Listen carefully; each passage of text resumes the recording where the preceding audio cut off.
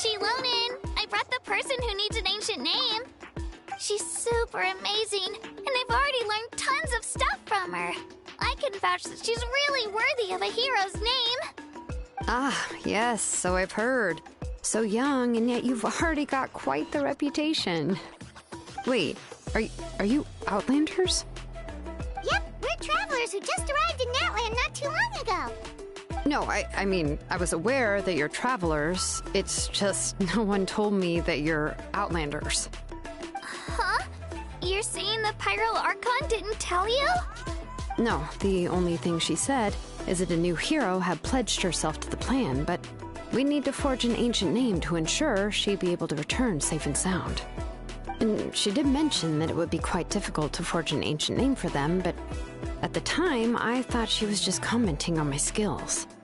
But I seem to understand where the true difficulty lies now.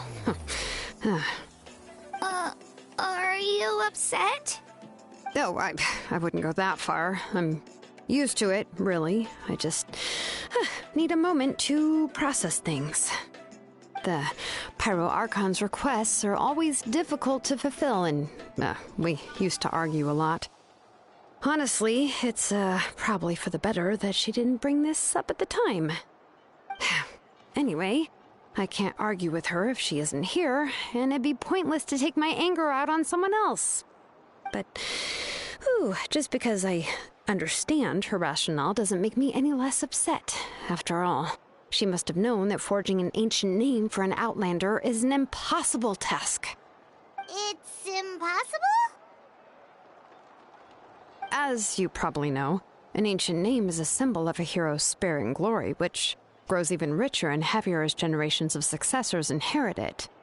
We forge ancient names by engraving the heroic deeds of an individual who will become the first hero of that particular name.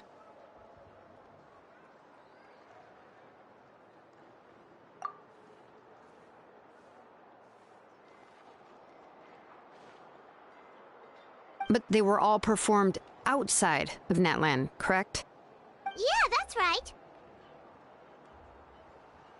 Then those deeds haven't been recorded by the Night Kingdom.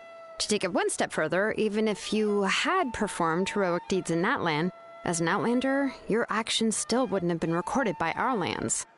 Only memories and experiences that have been acknowledged by the Wyab can be used as a basis for an ancient name. Even the greatest of craftsmen cannot create something out of thin air, you know. That's just how it is. Seems the Wyab don't want just anyone to get a name, huh? Mawika, of all people, should know better than anyone, yet she's still entrusted the task of forging the ancient name to me. Oh, Paimon gets it. Nobody's happy being asked to do the impossible. Why do I feel like this has happened before? I think last time, Shilonin just ended up running dozens of laps around the hills nearby. Ugh, don't remind me. Let's just focus on how we can pull this off. How to achieve the impossible. You mean you're already willing to accept the task? Well, what else can I do? What's happened is already done, and it's not like I can outright defy the order of my Archon. If she gave me this order, then she believes the ancient name is an indispensable part of her plan, and that I'll be able to find a way to make it happen. In other words, the order is an affirmation of my abilities. Oh, not only has she accepted the task, but now she's looking for silver linings? Yeah! Let's see if we can find some special way to pull this off. If we really can't make it work, I'm sure we can still go back and talk to the Pyro Archon, right? The key is getting the Wyab to somehow acknowledge the traveler's existence and record her heroic deeds. We heard the voice of a Wyab when we were in the Night Kingdom before. We even had a whole conversation with her. If we can talk to her again, maybe we can figure something out together. Well, every tribe has their own Wyab. How do we know if the one you met is indeed the best one for us to talk to? Plus, considering the unprecedented nature of this situation, I have a feeling that the acknowledgement of one Wyab alone would probably not be enough. I don't know. That requires a level of knowledge that I do not possess. We need to find a consultant who's an expert on all things Night Kingdom and Wyup. The first person who comes to mind is Seat Lolly at the Masters of the Nightwind. The one we call Granny Eats Tali. Oh, we've heard that name before. We used her Spirit Speaker Stone to find Kachina's ancient name. A person who can make something like that must be pretty impressive. I'm unsure she'd be able to help. Still, she's older now and quite eccentric. It's hard to even book a meeting with her, given that she's constantly holed up in her room and doesn't like to be disturbed. I've heard that to get her help, you have to be extremely patient with her and know how to keep her spirit up. I hate to break it to you, but... Huh. Why is that? I mean, didn't she already help you before? And you even managed to save Kachina. Well, yeah. At the cost of her Spirit Speaker Stone being split into two. Huh? Great going, Moeka. We're already off to a rocky start here. In that case, I guess your only option is to try to emphasize that this is an important order from the Pyro Archon. Hopefully, Seat Lolly would still want to show respect to the Archon. I'll also write you a letter on your behalf. If you can find someone to deliver it and mention some good things about you, then that should help too. Oh, let's ask Kanich to deliver the letter. He understands the whole situation and is already a familiar face to her. Paimon sure hopes a Hal won't interrupt when he's talking, though. All right, Kanich is a seasoned negotiator. I trust that he'll know the best things to say. Great! Then I'll go contact him right now. Please just give me a moment to write the letter, and we can meet up near the Statue of the Seven later. Sounds good. We'll take a stroll in the meantime.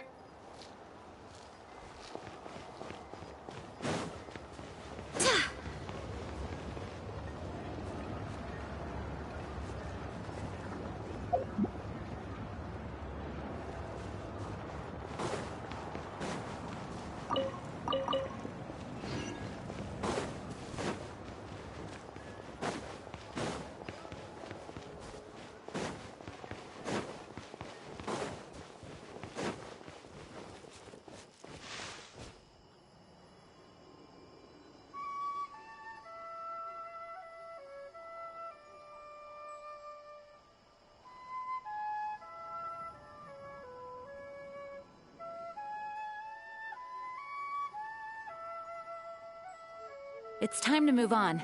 We shouldn't stay here.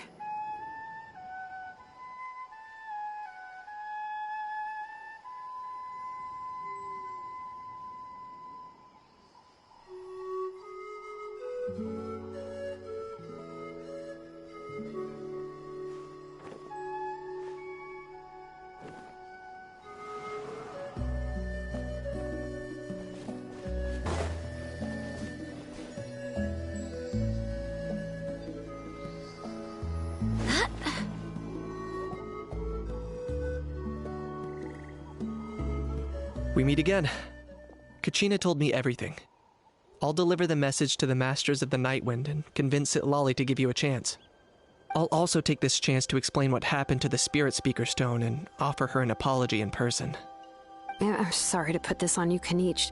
It's just that you're probably the only person who knows how to deal with her. It's alright. We're all working for the sake of the Pyro Archon's plan, after all. Everyone here understands how dire the situation has become. Oh, wait, so Kachina and the Traveler also know about the plan? Because we all saw a hero of the past rematerialize right before our eyes. And then Mualani said that a ton of knowledge and memory suddenly flooded her brain. The Pyro Archon explained everything when we came back from the Night Kingdom, including the reason behind the appearance of the hero, as well as the current state of the Night Kingdom. Right. She mentioned there are 6 heroes and that Shilonen is one of 4 that have already been acknowledged. Oh, well, then I suppose there's no need to keep any secrets between us. Having companions walk by your side is perhaps the best solace when facing such a bleak reality. I have another piece of intel to share.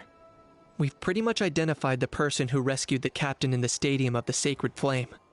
His name is Auroron, and he also hails from the Masters of the Nightwind. However, he spent most of his life living out in the wilderness by himself, away from the rest of the tribe. That's why his disappearance went unnoticed. By the time Sitlali finally realized that he was gone, no one had heard from him for quite a while. Sitlali knows him too? That's right. Auroron was an orphan raised by the chief of the Masters of the Nightwind and many other kind-hearted people in his tribe. Still, he's had something of an odd reputation his whole life. Odd, huh? Given how the Masters of the Nightwind love to babble about dreams and revelations, they're already a pretty strange bunch to most. I've never met Auroron, but if they consider him the odd one, he's got to be pretty far out there. That's right. So in that sense, Auroron and Sitlali actually have quite a bit in common, which is why they get along pretty well. Huh. Makes sense. But Paimon wonders how Sitlali could be the first one to notice Auroron's disappearance if she spends the whole day in her room. As of now, we still haven't been able to confirm whether Auroron joined the Fatui voluntarily, or if he was coerced. Sitlali is probably eager to prove that Auroron hasn't betrayed his people. I plan to use this as leverage when I go to talk with her. Huh, so if I'm following, you mean we'll help her investigate Auroron and the captain's whereabouts? Yes. If you're all on board with the idea, then it becomes a mutually beneficial collaboration, rather than just a one-sided request. Even though I don't think Sitlali is the kind of person to turn down an order from the Pyro Archon, working together with us will help her focus and not get distracted by the whole Auroron situation. Yeah! Plus, we kinda owe her one anyway to make up for breaking the Spirit Speaker Stone. Ah, this is a pretty well thought out plan, as expected of Molly Poke Kanich. Then, yeah, I'll leave my letter to you. Let's hope Sitlali can meet at the stadium in 2 days. Sure. I'll head out right away. Take care out there, Kanich. I'll be heading back as well. There's still a few things I need to pack. Okay, then let's part ways for now. I'll see you in a couple of days.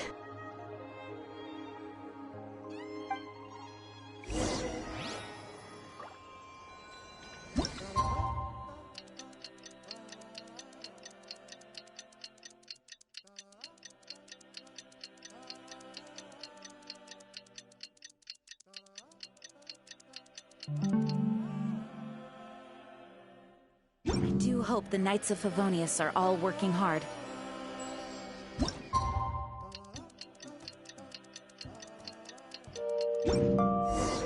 Oh, it's time to meet up with Shilonen. Let's ask her how things have been going.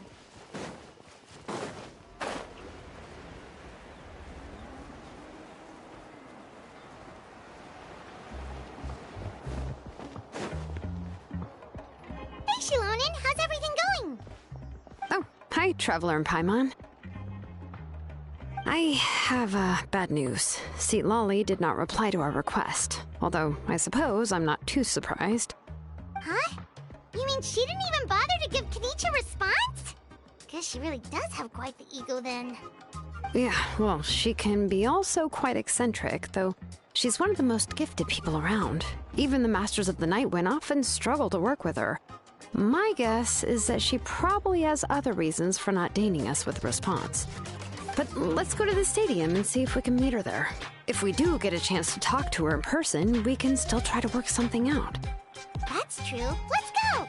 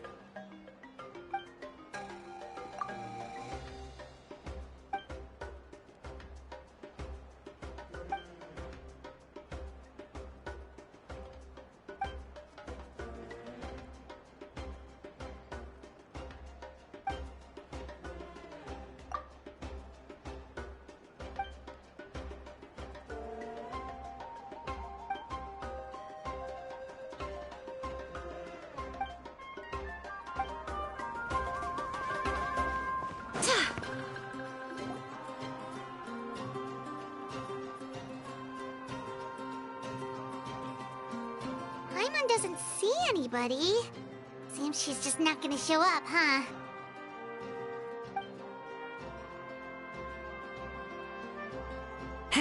Well, we tried to be as considerate as we could, but she's under no obligation to help. That might be true, but this is still a request from the Pyro Archon, right? Shouldn't a subject always answer the call of their Archon? A subject? Well, if you ask me, I'd say we're all more like friends with the Archon. Yes, Mawika is our leader, but that doesn't mean there's any kind of tall barrier between us and her.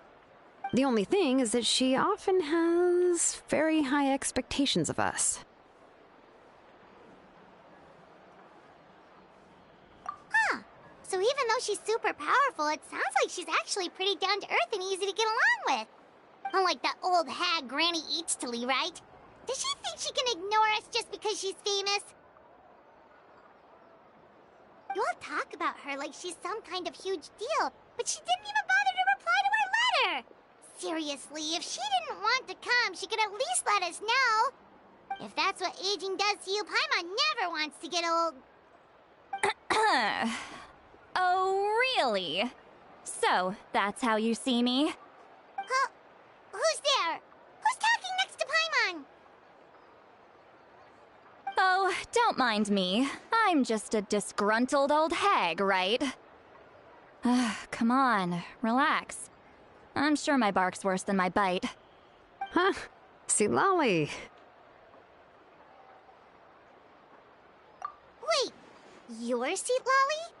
You're Granny Eatstily? Yes, Granny Eatsley. But emphasis on Eatsley, not Granny. You must know this trope from light novels, surely. They use it all the time. The young man who's actually the oldest person in the room. The girl next door who turns out to be a seasoned veteran. The wise sage who looks like a little kid. Oh, wipe that look off your face! You've seriously never seen an older lady that doesn't look her age? Okay, well, don't go thinking it's a trick either. See? I'm barely wearing any makeup. Did I forget to mention, she's called Granny, but she's actually pretty young. It was an honest mistake. I guess we've just gotten used to it. I'm sorry. So, how old are you actually? What? How dare you? Don't you know it's rude to ask a lady her age? Paimon really didn't mean to offend you, it's just that, your case seems really unique. Oh, Paimon just wanted to apologize, but now she's putting more and more of her foot in her mouth. Really, Paimon just got a little mad since we thought, well, you were gonna leave us out to dry. It was my idea to invite you here, Seat Lolly. So if you're upset, you can just take it out on me. All right. I was only joking. I didn't mean to chastise anyone. There's really no need to take all this so seriously. If anything, I'm gonna feel awkward if we keep this going. I received Kenichi's letter and was planning to attend this meeting. Since I had already decided to come, I figured there was no need to draft a reply that simply said, "Understood." Besides, just showing up is the most important part, no? But, of course, it's also natural for people to get held up by one thing or another as they're trying to leave the house. It certainly was a bit awkward to see that everyone else had arrived before me. At first, I was thinking of quietly sneaking over, but since you were already here waiting for me, I started to think about how I should phrase my apology. Only to hear you all talking smack about me. Anyway, that's the whole story. Honestly, it's not like I owed you an explanation anyway.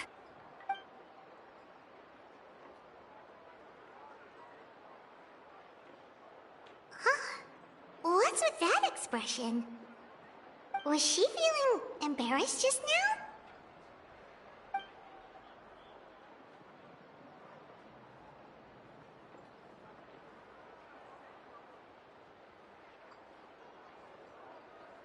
When the Masters of the Night Wind said they struggled dealing with her, I wonder if the feeling is mutual. She seems to be pretty awkward herself. Everything she does and says seems a little forced. Anyway, Shilonen, I heard that you require my help in crafting an ancient name. Correct. The situation isn't like anything we've handled before. Let me explain. I see. So Mauika has asked you to forge an ancient name for an Outlander. Well, that would be a first. And you've also heard all about Auroron.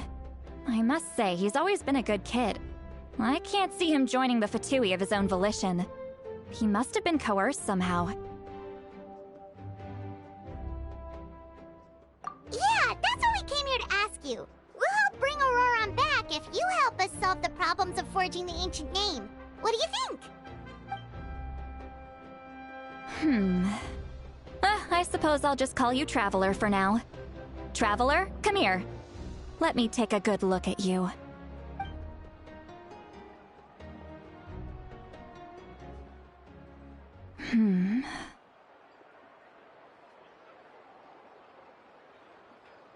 Wealth leads to unending conflicts between people.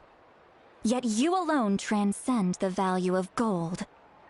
Baleful thunder and wrathful waves bring terror to mortal hearts.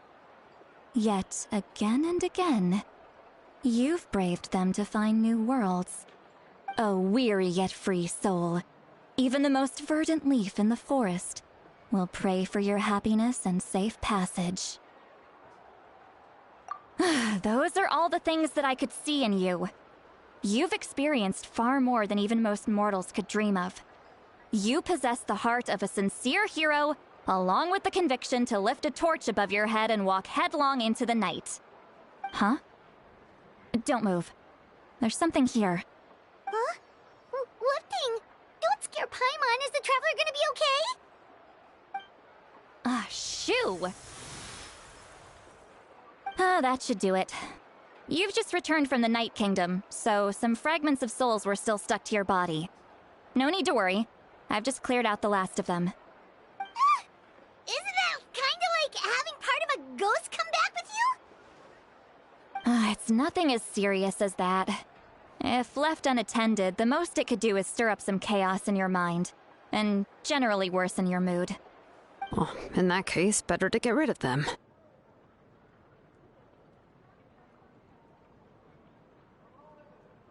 It was nothing. Shilonen, let's follow your proposal. Once you've brought Auroron back, I'll take you to see the Lord of the Night. The Lord of the Night? But don't we need to talk to the Wyab of the tribes? Something this important is beyond their jurisdiction. Only the Lord of the Night can decide whether we can grant an ancient name to one who does not hail from our lands. The Lord of the Night is an ancient entity that rules over the entire Night Kingdom, constantly borrowing the power of the sacred flame to combat corrosion from the abyss. Oh, so you're basically saying it's even more powerful than the Wyab of the tribes. Well, that sort of makes sense, being the lord of the entire Night Kingdom and all. Not exactly. It's not so much that one's more powerful than the other. But never mind. That's not important. It would take too much time to explain. Just listen carefully to what I'm about to tell you. The Lord of the Night is currently in a deep slumber, and we can only communicate with its consciousness while in a trance. In other words, in a dream. But I will need to prepare a few more things if we are to hold a ceremony to achieve the state of the trance. I'll make a list. Can any of you get everything for me? I can go. It'll probably be a long list, so better leave it to someone who knows all the local vendors. Sounds good. Then we'll go with St. Lolly to track down Auroron. Phew, the Fatui are nothing to scoff at, so please, be careful during your investigation. If you need any help, just come find me. Yep, we'll be sure to play it safe.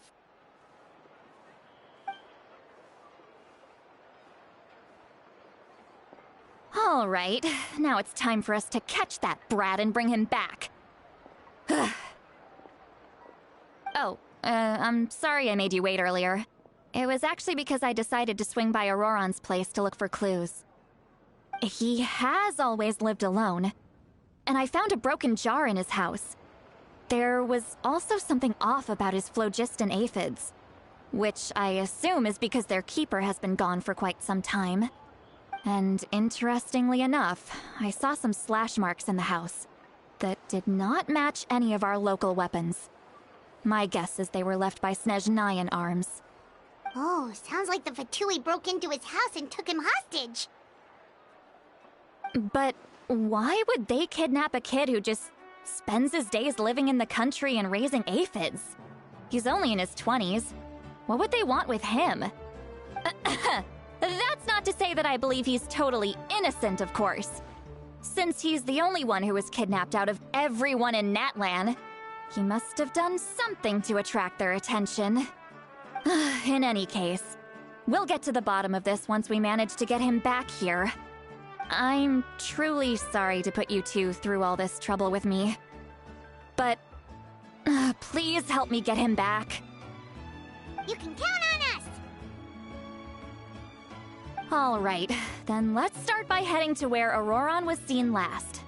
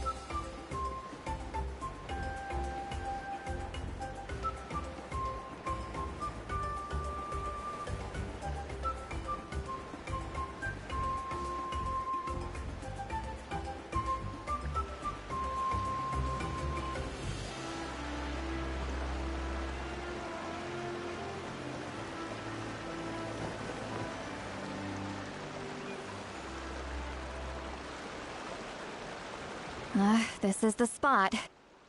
An eyewitness claimed to have seen Auroron speaking to some Fatui soldiers here. I don't know how much you're willing to believe me, but Auroron really is a good kid. I see no reason why he'd suddenly get involved with a Fatui. I'm convinced that what the witnesses saw was actually the Fatui coercing him, or perhaps trying to extract information. However, I doubt anyone would believe me, given there are no signs of a fight. Didn't Kanich say that she's a big name in Natlan? Feels kinda weird to see her so frustrated and helpless like this.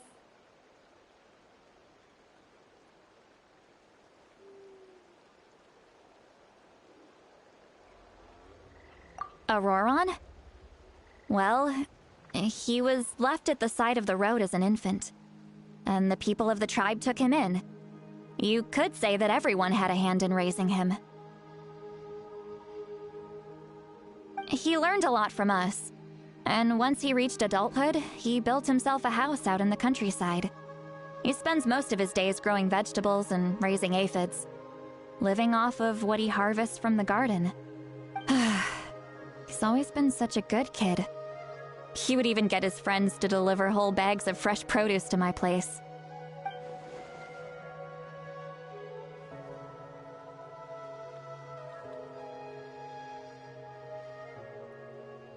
Oh well, let's keep looking.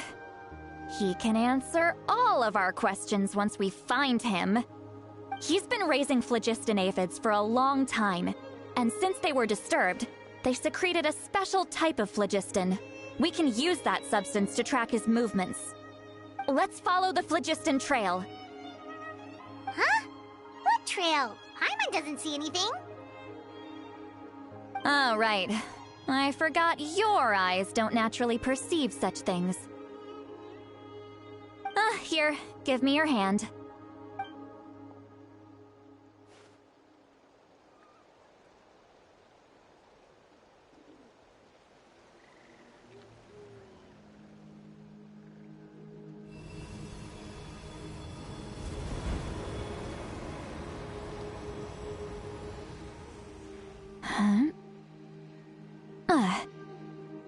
How about now? What do you see?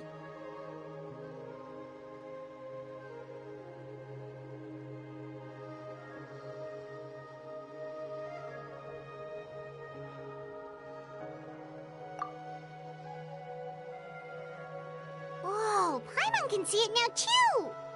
That's right. I used a spell to temporarily transfer a portion of my senses to you. For a short while, you'll be able to see the phlogiston too. Wow, you can even share your senses with us? First time Paimon's heard anything like that. It requires a very rare spell that most people aren't adept at. But don't worry, it's a cinch for me. Between the two of you, it seems the Traveler's senses are a bit stronger than Paimon's. When I held your hand just now, I could sense that you've got a great affinity for phlogiston. You're extraordinarily gifted. Anyway, we'll need to use our vision now to track down Auroron. Good luck, you two. Over here, this way! See, Lolly might say a lot of deep and confusing stuff, but this spell of hers is really something. What was that? Oh, Paimon was just complimenting you. Really? What does she mean by deep and confusing? As far as elderly shamans go, I'd say that I'm already pretty easy to talk to. Is there any other old hag who's as fluent in the language of the youth as me? But is my way of speaking still not trendy enough? I've already tried my best to match their speech patterns. But given the looks on their faces just now... Or perhaps I'm still not fashionable enough? But that can't be, right? Don't tell me they're still getting the impression that I'm super old-fashioned. Huh?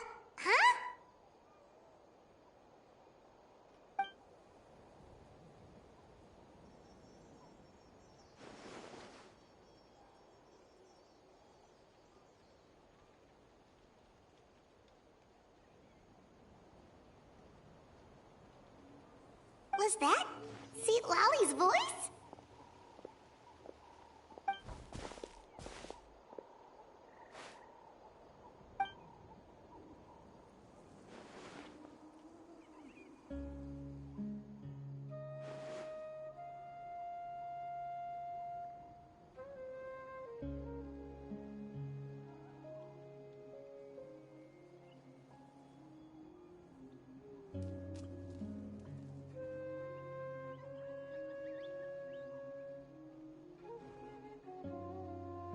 Now that I think about it, it's a good thing I found some helpers this time. Some things are best done with the help of friends.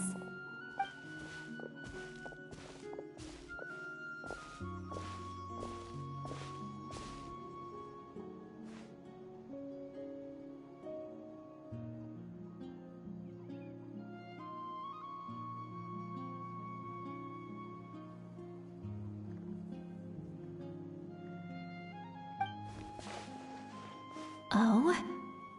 They appear to be feeling quite confident. Looks like our work will go smoothly.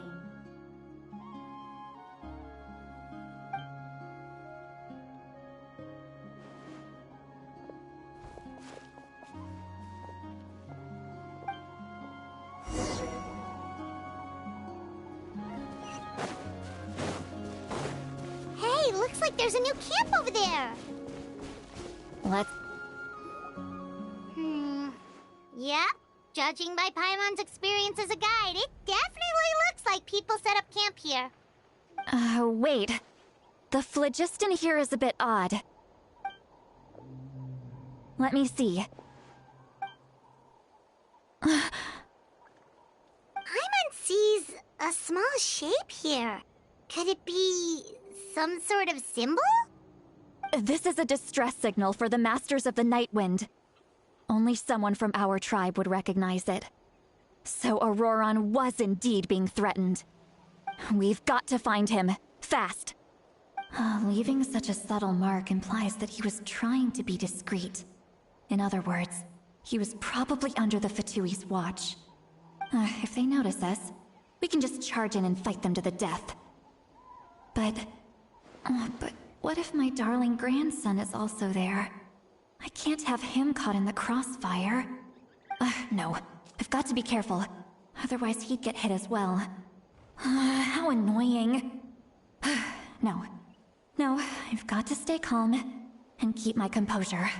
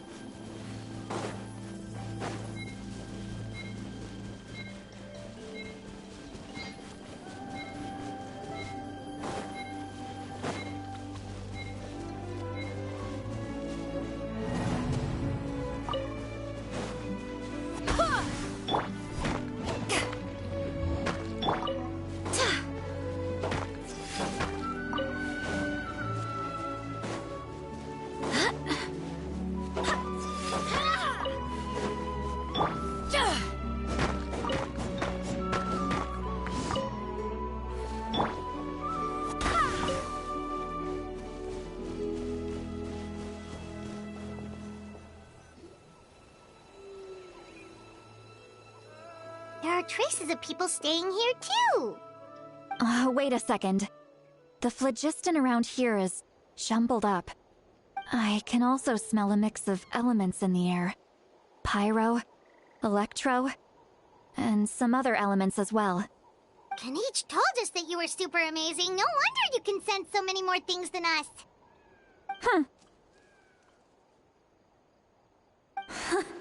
It's about time that little brat said something nice about me. There are signs of a struggle here. Judging from what's left on the scene, there must have been a fight. But after that, the factions seem to have gone their separate ways. Both the phlogiston and the elemental traces in the air support that. Do you still remember the little mark we found before? Paimon's thinking, what if Auroron wanted to leave another distress signal, but was caught by the Fatui?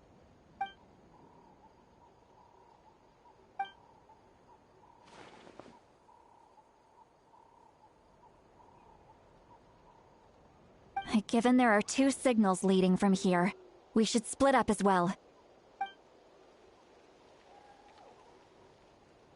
I'll take this direction, and leave the other one to you. Let's meet up again later.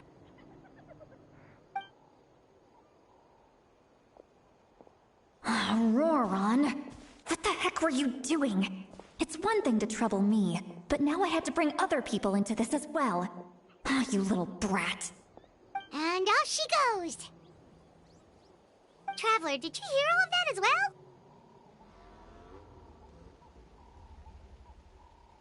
Once Seatlali left, that voice went away as well. Paimon even tried calling her name inside Paimon's head, but there was no response.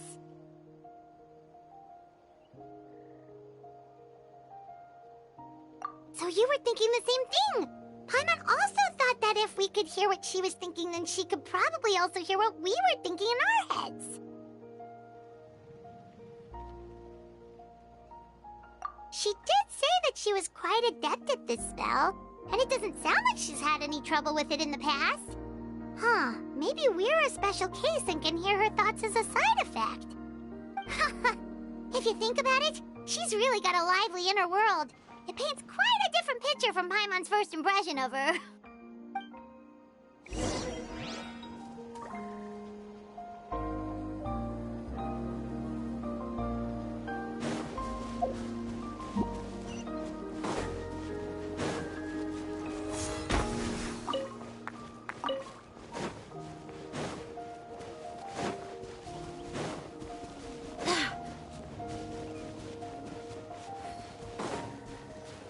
See some traces here. Let's follow them and see if we can find anything up ahead.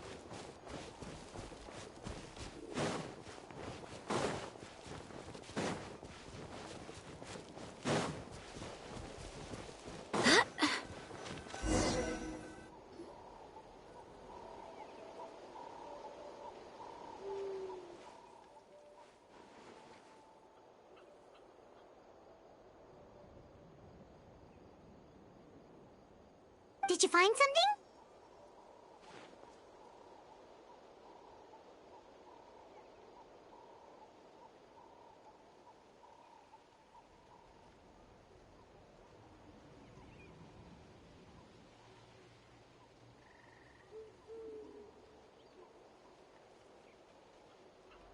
Huh.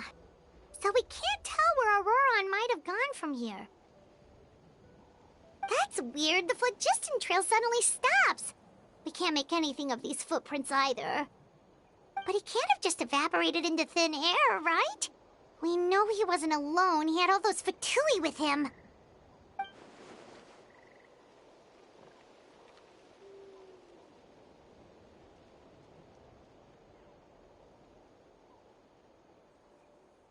So, you can hear the sounds of the wind from beneath the earth.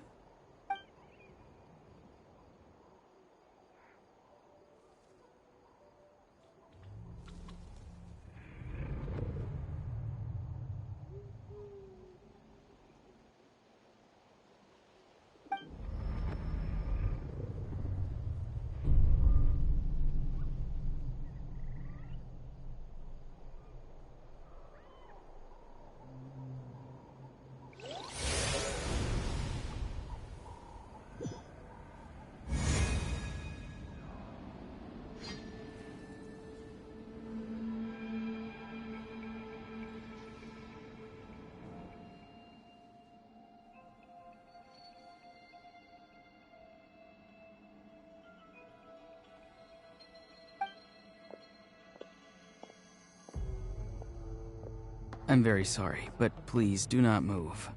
I have no desire to hurt you. I apologize that our first meeting has to take place like this. It's just that you're much like one of those animals with ears that perk up as soon as it senses danger in their environment.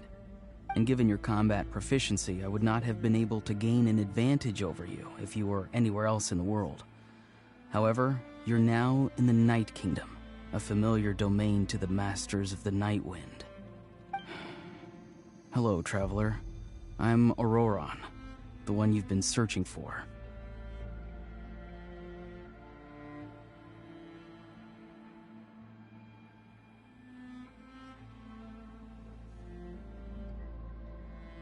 Ah, the Fatui's custody. I see. So even Granny has told you that I was coerced by the Fatui. I'm afraid you've been brought here by a lie, like a false omen in the lingering smoke. My friend and I only left those traces to lure you here. Deceiving you was never our true intent, however. It was simply the fastest and most feasible way for us to set up a meeting.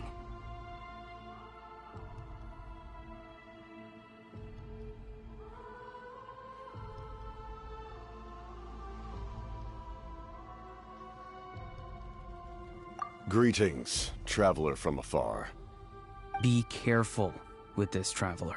Her soul is temporarily restrained by us, and it appears to have become more fragile in the process. It's taking all my concentration to hold on to her.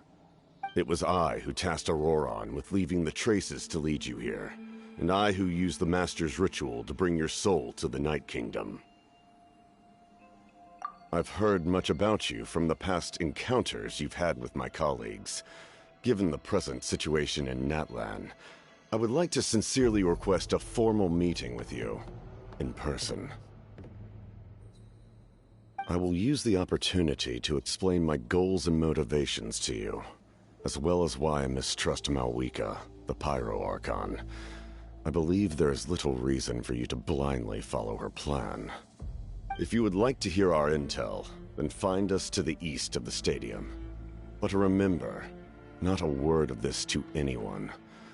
I would like to avoid any further conflict. You will see me again once you return to reality. No matter what I say, please, help me keep this a secret. This is all to avoid dragging Granny into this conflict.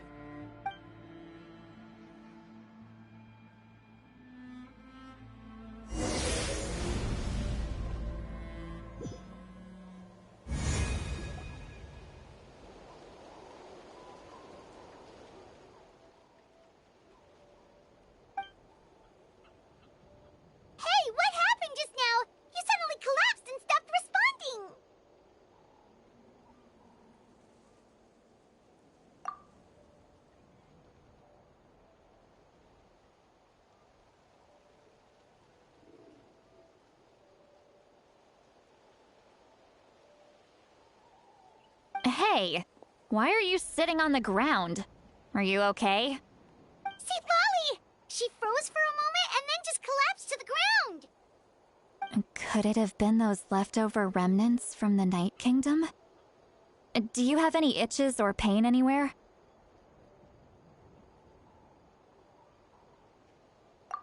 Don't worry. We can take a short break. Sorry, I know I asked for your help. But had I known you were feeling unwell, I wouldn't have taken you on this trip with me.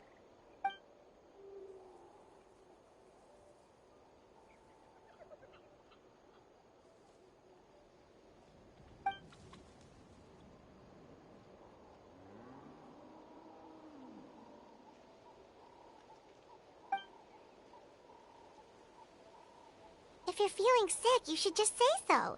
See, Lolly should be able to, exorcise any ghosts or weird stuff that you picked up in the Night Kingdom. A seasoned traveler must know the importance of not pushing yourself beyond your limit. If you need anything from me, just say the word.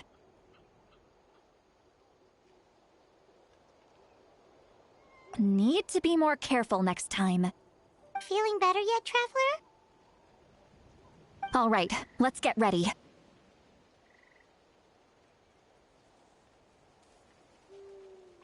I followed my phlogiston trail earlier to a stronghold guarded by soldiers. I have a feeling that Auroron is probably being held inside. Oh, so it's close by. Then let's head over right away. Well, I recruited you to be my helper, which means we're in this together. Like the wind and the clouds. We either move as one or not at all.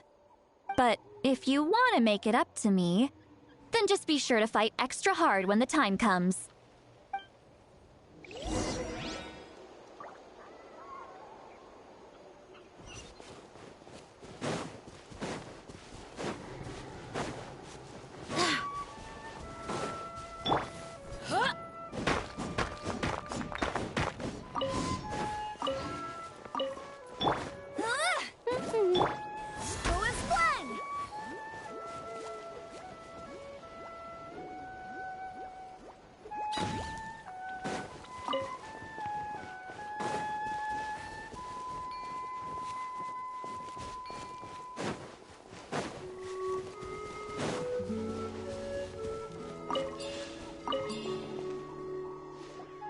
Look over there.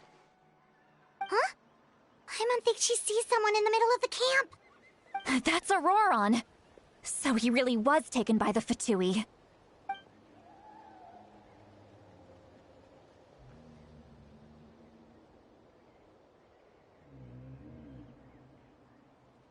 All right, we'll take the lead.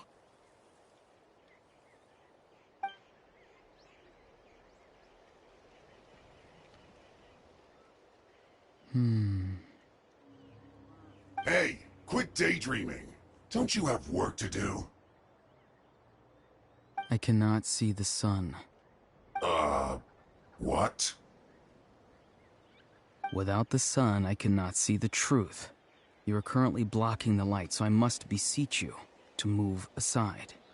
Huh? Okay, Mr. Philosopher. That's enough mumbo-jumbo. Wow. I'm going to rip that guy's head right off. See, Lolly's struggling to control her temper now. Are you ready? Let's go kick their butts. On my count. 3, 2, 1! Still trying to resist? You've got no idea who you're up against!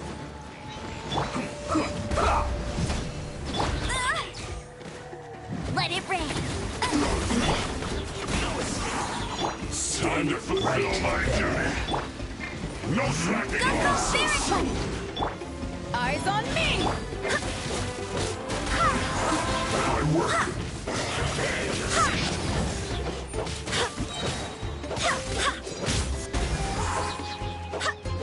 Let's end this quickly. Barbados, guide us.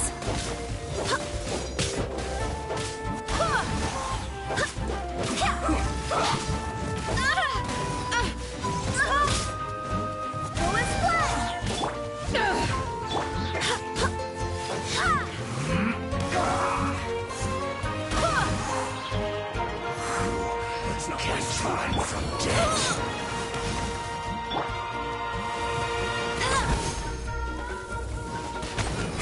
Bet you can't keep up with me.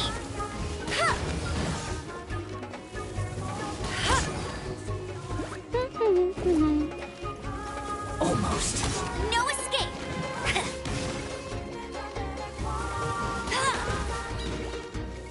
Let's end this quickly. Let it rain.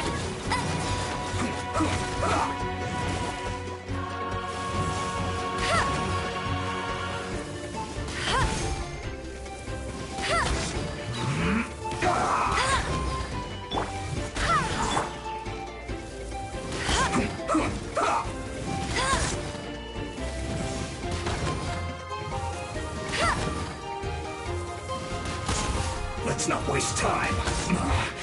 This isn't good. You can't run! Well, let's move. I see through you! Detoxifying heat! Don't be a killjoy. We've only just begun. You need a hurry up. Steady as stone. You can't run. Well, come on, you got it. This was well done. This is trouble. This isn't over.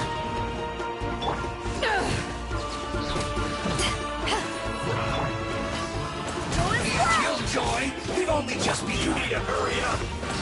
I must leave now. You can't run. This was well done. Miscalculated. Wait, hear me. To ashes! You need to hurry up. Roast and fry.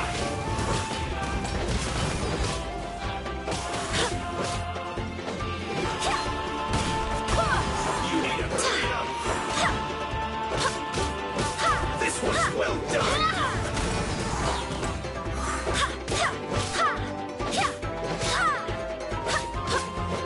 You need to hurry up. Roast and fry.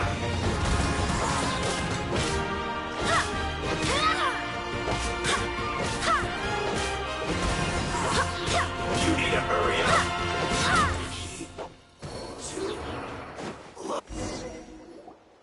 Auroron! Granny! Paimon knows she's called Granny Eatsley, but it's still kind of weird hearing someone actually call her Granny. And greetings to you too, other Granny.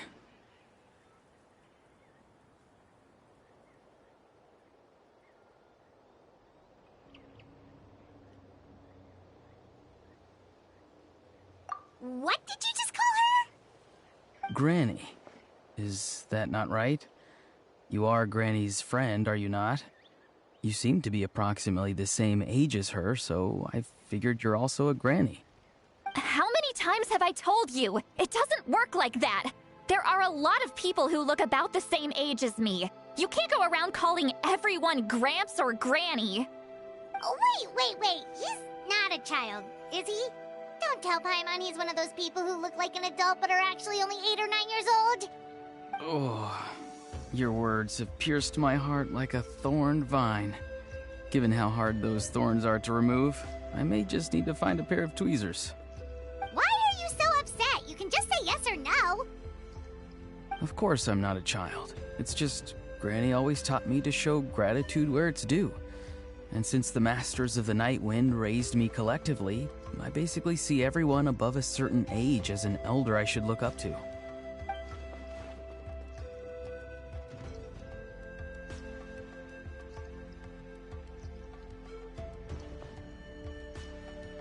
Exactly.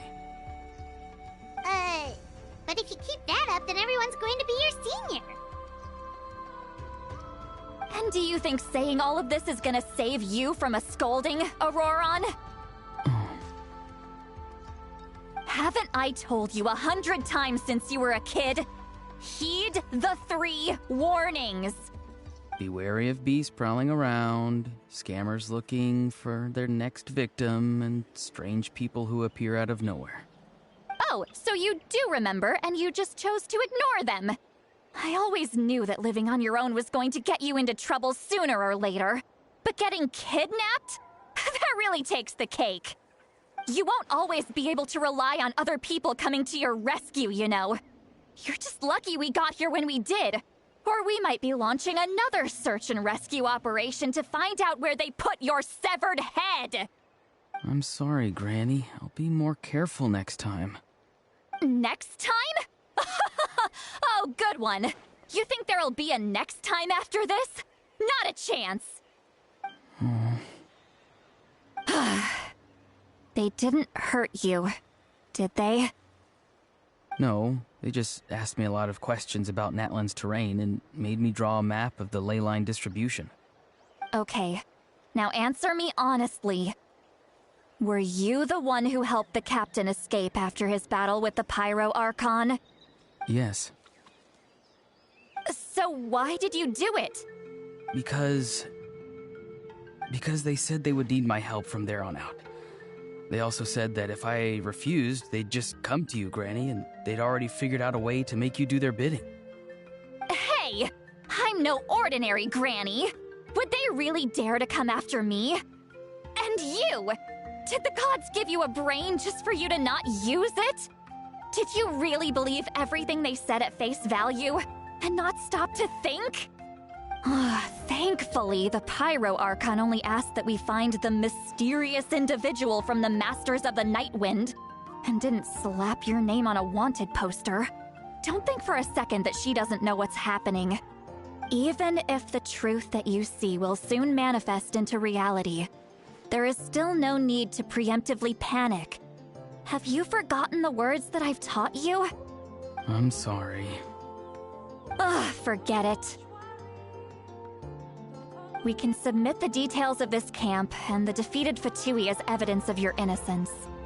Let's clean this place up and get back to the city.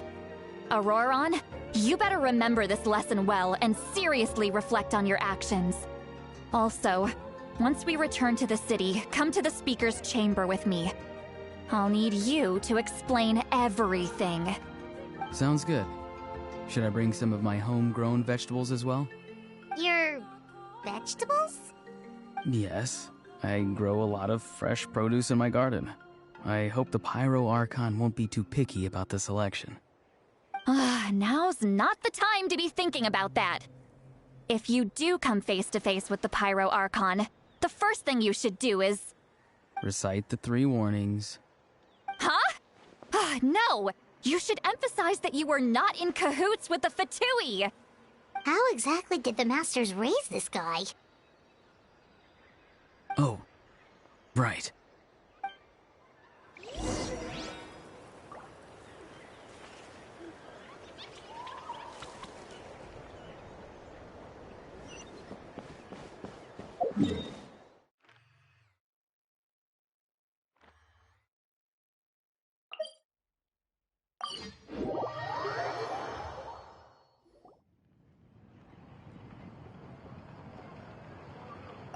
I see. So Auroron came to the captain's rescue because he promised to help him in exchange for Citlali's safety. That's right. I'm sorry. Now that you know Auroron was only trying to protect another member of his tribe, could I ask you to petition the Pyro Archon for her forgiveness? We'll give her a full report. We'll let you know once she's reached a decision. Will I need to stay here? Technically, yes. But if Miss Citlali is willing to serve as your guarantor, then we can release you from custody. Sure. I'd be happy to do that. I don't have any more time to waste here. I still have other things to do. Understood. Thank you very much. Mr. Auroron, please report back to the Speaker's chamber as soon as you've received notice of the Archon's decision. I understand. Thank you. And thank you too, Granny. Well, at least you won't need to hide your face anymore. Traveler, Paimon, thank you very much for your help.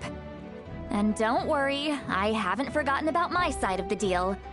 Once Auroron is settled, I'll go talk to Shilonen and get started on forging an ancient name for you. Oh, thank you!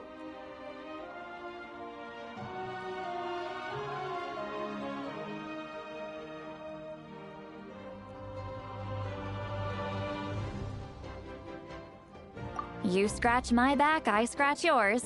It's as good as done. You can just go twiddle your thumbs or something while you wait for the good news. Bye for now. Come with me, Auroron. We've got to find you a place to stay for the night. Goodbye, Mother Granny.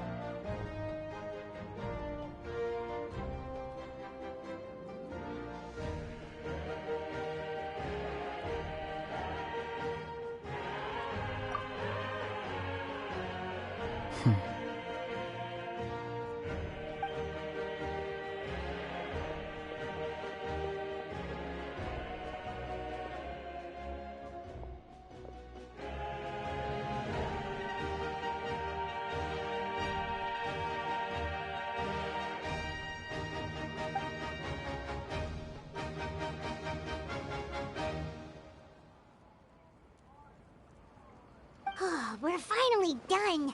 Alright, it's time to find some grub.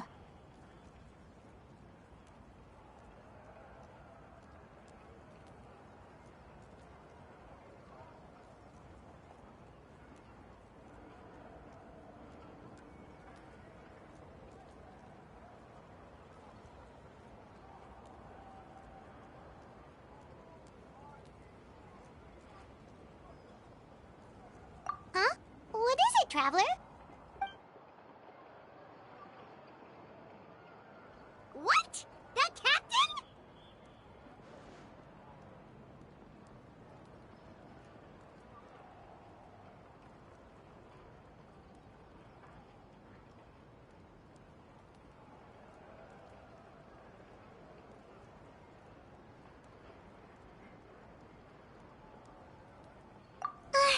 Sorry. Paimon just didn't see that coming. So you really saw him in the Night Kingdom? And he didn't attack you? Oh, that Auroron, what is he up to? He sounded earnest enough just now. Paimon would have never guessed anything was happening.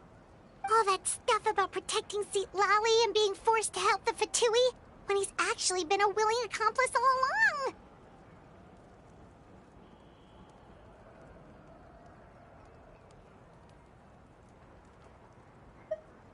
Yeah, you're right. Still, Paimon appreciates you telling her about this. Paimon will support your choice no matter what, so if you want to go, we can go together. We still have another whole day before the meeting, so we'll just meet with them when the time comes.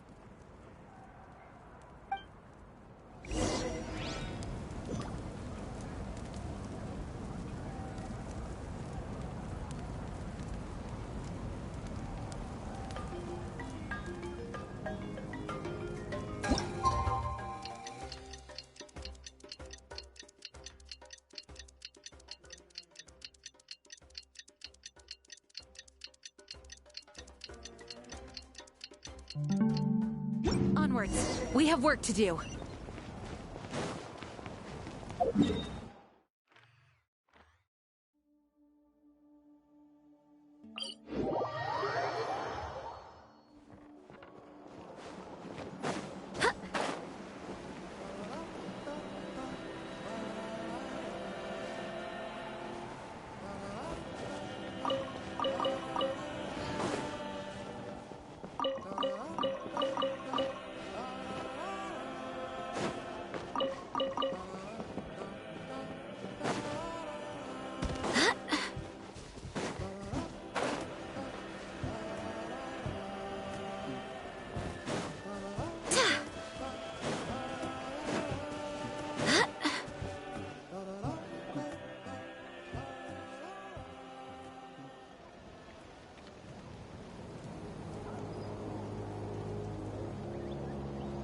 Weird. Paimon doesn't see anyone.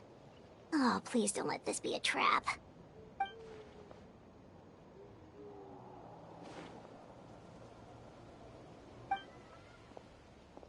What was that? Good evening. Nice to see you again.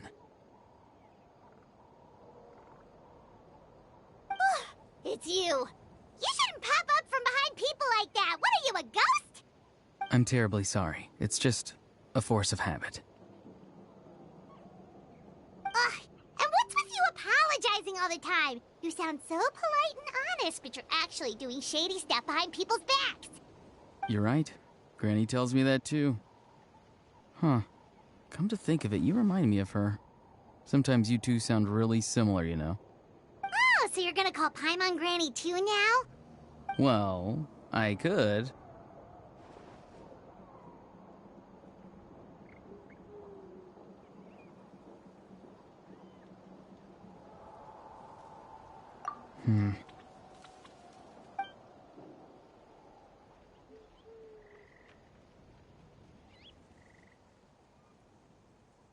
It's all clear. Over to you. Excellent. The fact that you showed up proves that I was right about your character.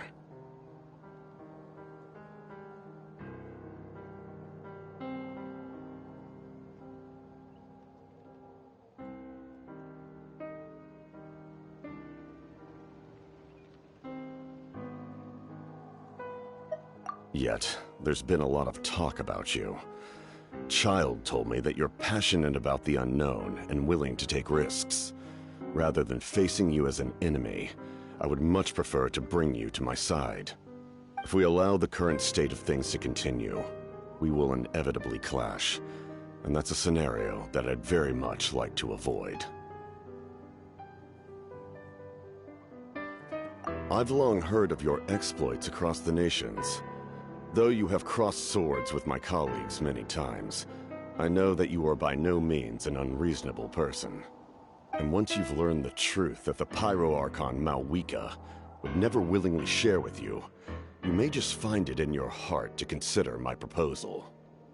I assume you've already been informed of the Pyro Archon's plan. In order to defeat the Abyss and save Natlan, she still needs 2 more heroes to appear. Wait, how did you know that? Never mind. Guess that's not important now. I've long kept a close eye on her plan. To be frank, it's an exceedingly risky plan. Will the heroes really appear? And even if they come to her, will their power be enough to drive the Abyss back? If any part of the plan goes awry, all of Natlan, even all of Tevat, will pay for her mistakes. Now, you may have been led to believe that this is the only plan available to her. But what if I told you she's had another emergency plan all along, the details of which she has chosen to keep hidden from you? An emergency plan? Yes. A way to keep Natlan intact, even if her original plan fails. But given the painful cost of its execution, she has chosen to keep it as a mere backup plan.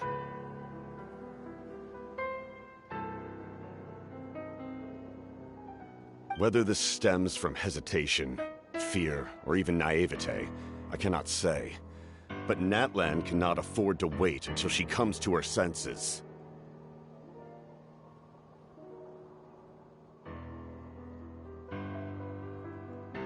My fear is that given the enormity of the decision, she will be reluctant to confront the dire reality we face until it is too late.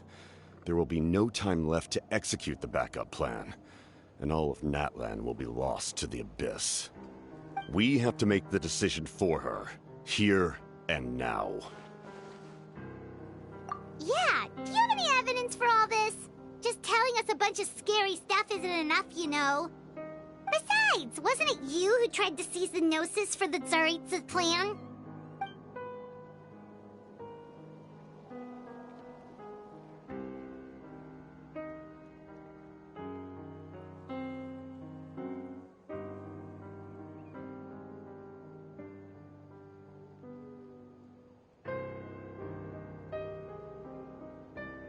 I knew you'd be clever enough to see. That's right. I did not seek the Gnosis for the Tsaritsa. Since I was defeated in battle, I must put to rest my thoughts about the Gnosis. But even so, my desire to save Natlan remains unchanged. And now, I have found a new way to solve the crisis. We can implement it immediately if we reach an agreement. Someone's here. Huh? The captain disappeared! Something is rapidly approaching. Oh no. Something? Bad news, chump! It's your granny! Oof. See, Lolly? When did you get here? I knew something was amiss after we were separated. Hidden ceremonial tools, an unconscious traveler. I must say, I'm very curious about what you're up to. How dare you go behind our backs like this, Auroron? Colluding with the Fatui? Really? Oh, here we go again. Cat got your tongue, huh? You really think you can avoid a scolding just by staying quiet? I'm not trying to avoid anything. Oh, and now you're talking back. Well, go on then. Explain yourself. What the heck are you up to? I'm sorry, Granny. I feel so guilty. You! That's it! Where are my tools? I swear if I don't teach you a lesson right here and now, I'll... Wait, Molly! Please, calm down. We, still learned a lot of info, didn't we? Like the fact that the captain isn't trying to seize the Gnosis anymore. So, maybe just save the scolding for later, okay?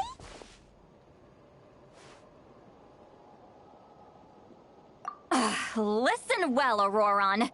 You're only getting out of this now because of the Traveler's plea. This isn't over. You hear me? You're right, Traveler. Let's go. We can discuss this more back in the city. You two keep an eye on Auroron for me, okay?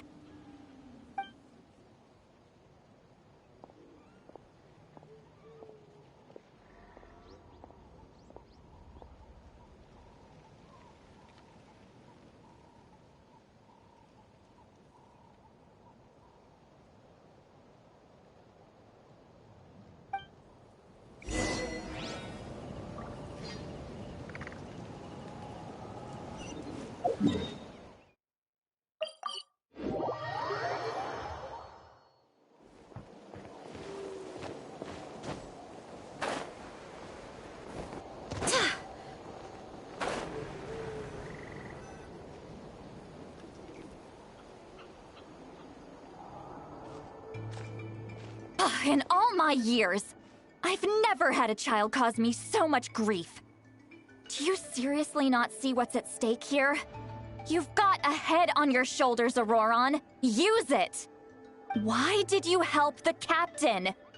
And I want the truth this time. No answer? Think you're being smart?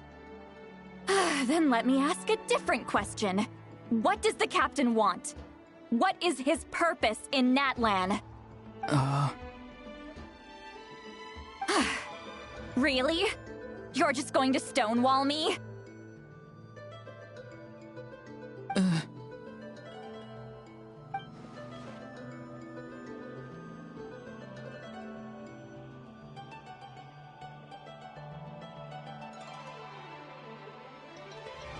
Just use your brain for a second. What do you possibly stand to gain by helping the captain? Only endless trouble awaits you and everyone in the tribe. You've always been a good kid. Why would you throw that all away now? If you're worried about something, just talk to me. Granny would much rather we had a conversation instead of constantly clashing like this. Why is he staring at us all of a sudden? I'm sorry that you have to hear all this.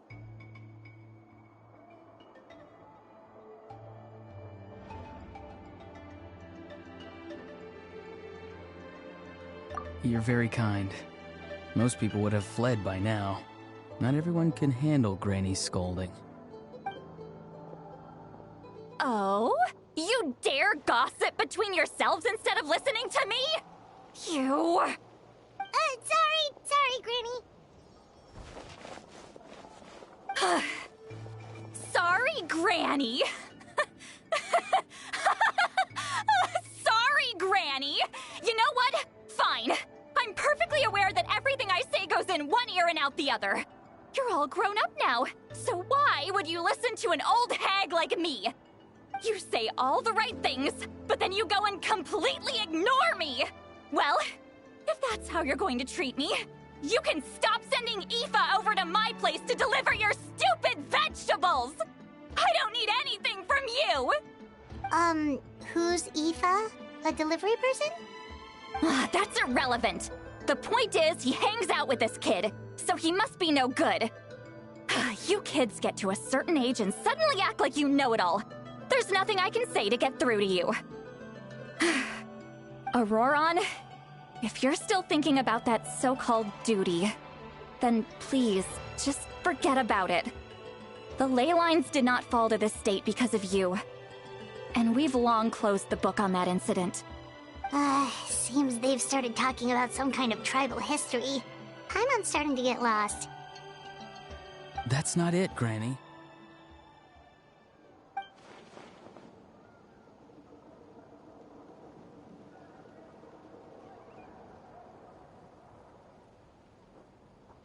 I know you tend to get down on yourself when you're upset, but I can tell I really hurt you this time. All I can say is I'm sorry. His voice. Auroron! Where have you gone? It sounds like he's somewhere super far away, but isn't he right here in front of us? I'm really sorry. It's up to all of us to do everything we can to save Natlan. So I've got to go. Get back here this instant! Auroron! What is this? Powder from plant spores? Is that the trick he used? What just happened? How was he able to suddenly get so far away like that? It's a trick of his. If you grind spores into a powder and spray it in the air, it can be manipulated to create an illusion. He pulled it off flawlessly. He must have put a lot of time into perfecting it. Don't tell me that's how he's been hunting in the fields these days. Couldn't he have picked up something more useful? Little brat. That's it. The next time we meet, I'm definitely going to break his legs. Whoa, that's a little extreme. But still, why does he feel like he needs to run from us? If his goal is also to protect Natlan, then can't we work together?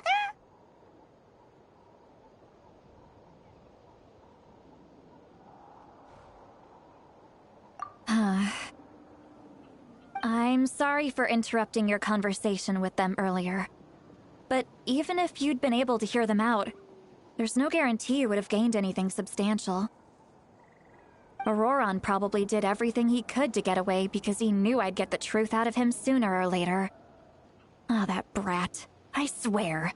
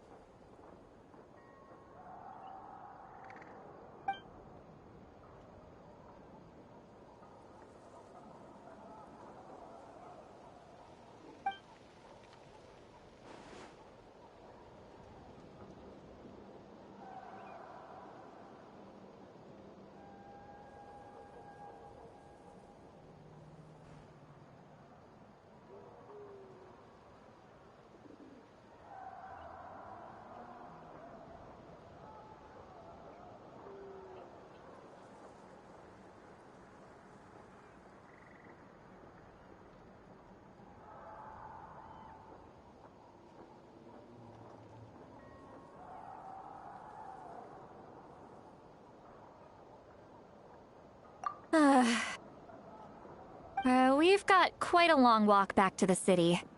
Let's take our time. It'll give me a moment to figure out how to explain all this.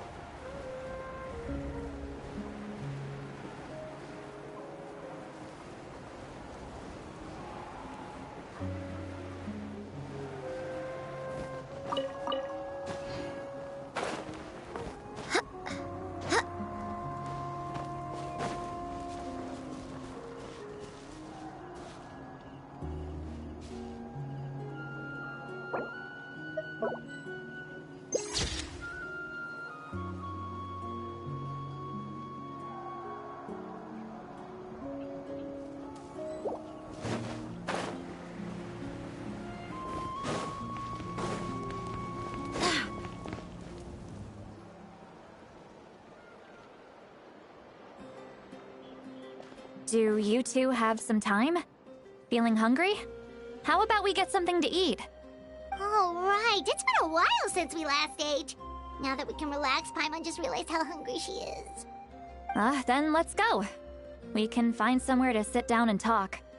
Food and drinks are on me.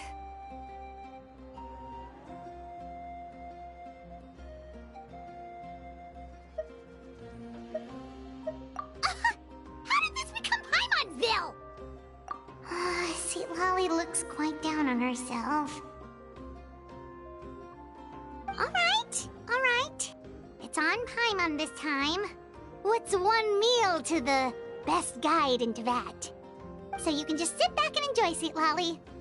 Paimon will take care of it. Hey, come on now. You won't even let me take you out for some food and drinks? I just wanted to treat you to a meal. Are you sure? We can save you some Mora. Mora is the least of my concerns. Besides, we're definitely due a meal after all the time we've spent together. Let me get this one. I might be an old hag, but I like to think I'm not completely useless. Sure, that's fine with us, but Paimon doesn't want you to be sad, Sweet Lolly. Don't worry. I'm sure a juicy grilled steak will work wonders.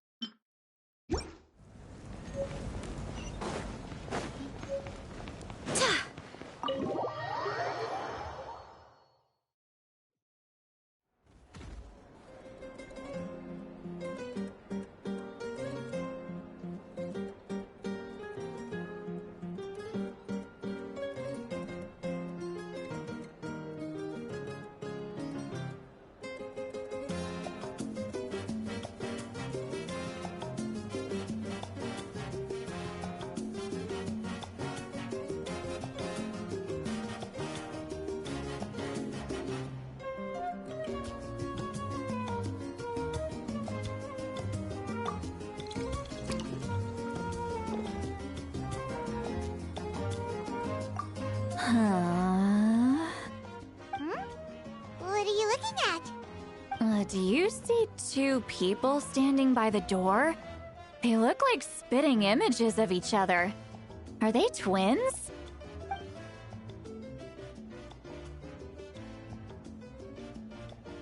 But Paimon only sees one person there.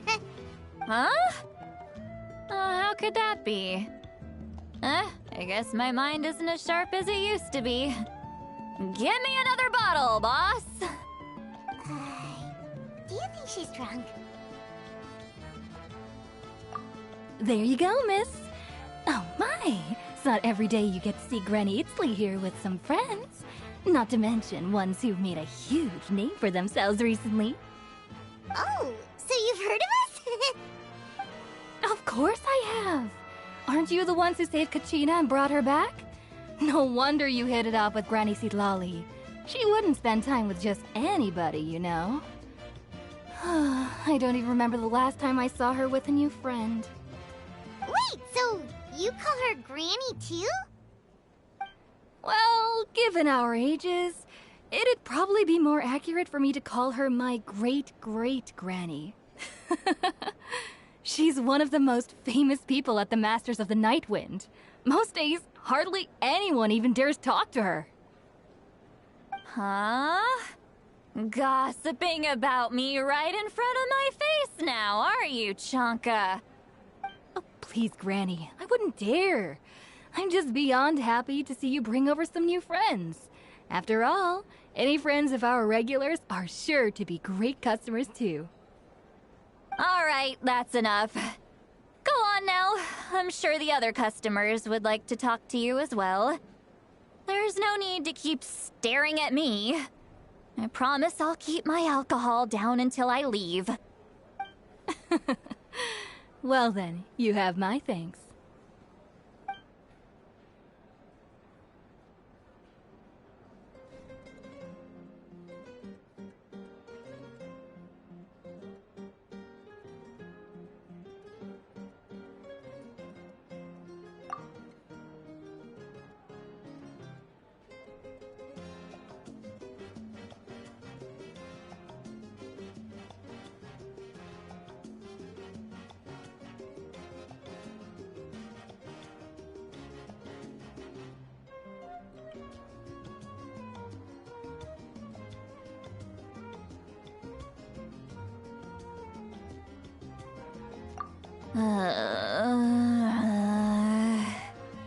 Sitlali? Sitlali? Who's that? You got some gall calling me by my first name. Let me guess. You want to test your skills against Granny Eatsley, don't ya? Are you still with us, Sitlali? You're kinda talking to no one. You chumps come around here, picking fights with me? Well, you know what happens next. You lose, and then run off home to tell everyone about how I'm this big scary bully. It's always the same story. You brats start it, I finish it, and then I end up with the reputation of being some kind of terrible monster among the shamans. I mean, come on. Monster? Me? Really? What did I do to deserve that? Granny Sitlali, you're not a monster at all. Exactly. And while we're at it, I'm not some lazy slacker either. Between meditation, advising the chief, and speaking with the Wyab, I actually have a pretty packed schedule, you know. Oh yeah. And I have to mentor all the new kids. Hey, new kid. Yeah, you. Don't play dumb. Didn't I teach you how to find phlogiston? You see? I know my stuff. I'm a good teacher. You tell him.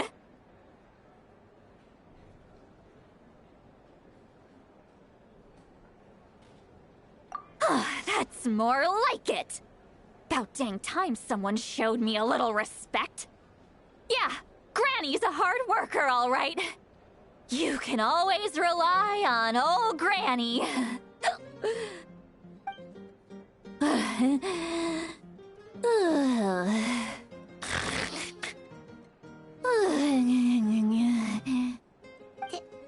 Did she just fall asleep with her eyes open? Oh, jeez. Behind this pitch-black curtain, a chapter of hatred reveals itself. Behind the smoke, the lingering smoke.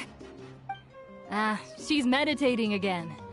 She does this whenever she's had a few too many drinks. Her mind's actually racing at this point. It's quite the opposite of sleep. Is this another specialty of the Masters of the Nightwind? No, I'd say it's an ability that's unique to Citlali herself. While she can easily pick up everyone else's skills and tricks, few have been able to master hers. Warning, warning. Red, the color of danger, has now arisen within that pair of eyes. Huh?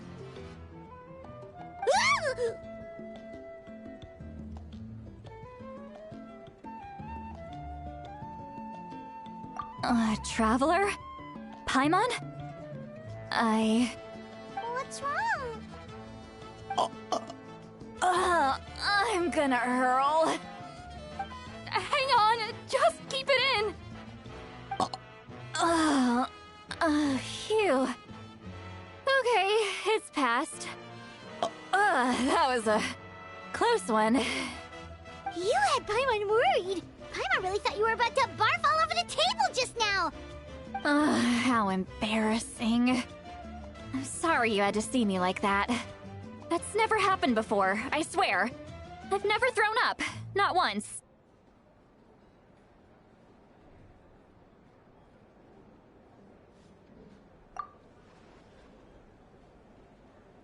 Are you feeling okay? Want to take a quick walk and get some fresh air?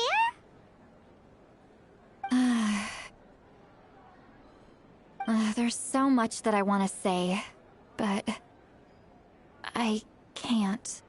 Why not? Of course you can. Just say whatever's on your mind. Please, Paimon. It's not as simple as you think. We've only known each other for a few days, right? What would you think of me if I were to start dumping all of my complaints on you after we've only just met? Oh, Paimon gets it. You're hoping that we wouldn't think less of you no matter what you're about to say. No, that wasn't my point at all! Seriously, don't you youngsters know anything about shame? I'm talking about shame!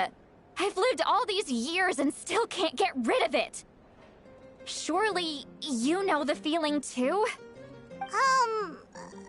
Actually, about that.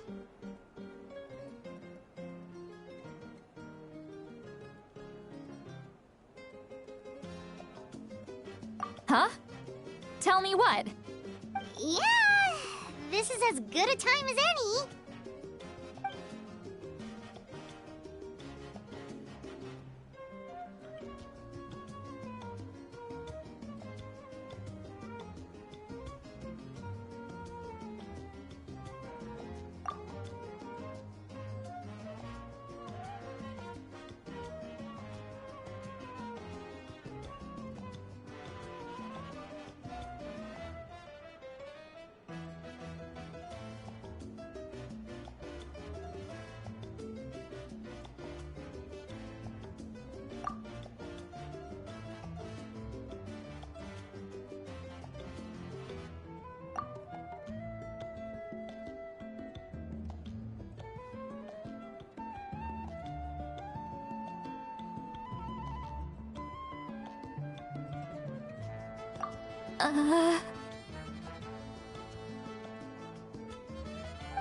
So, you heard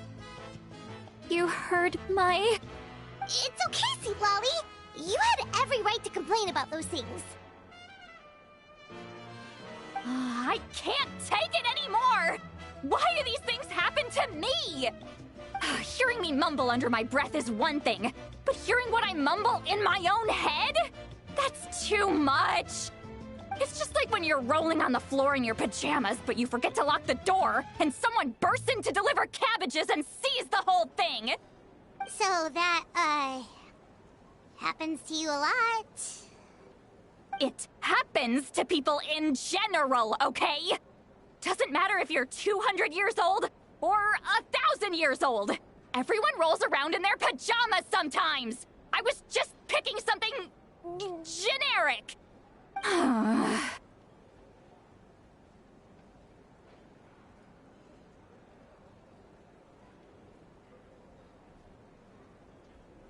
Take a walk with me. I have things to share with you. Looks like she's completely given up. Like those criminals who just confess everything and accept their fate.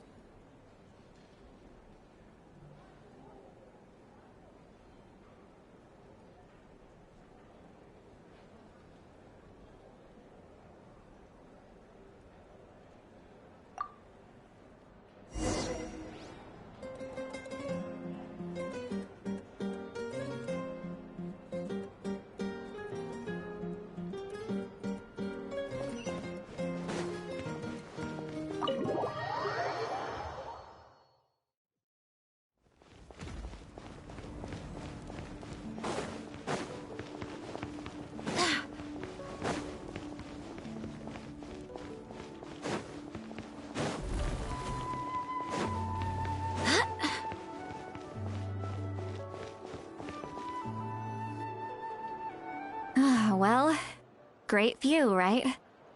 I love coming here by myself. Wow, it's beautiful!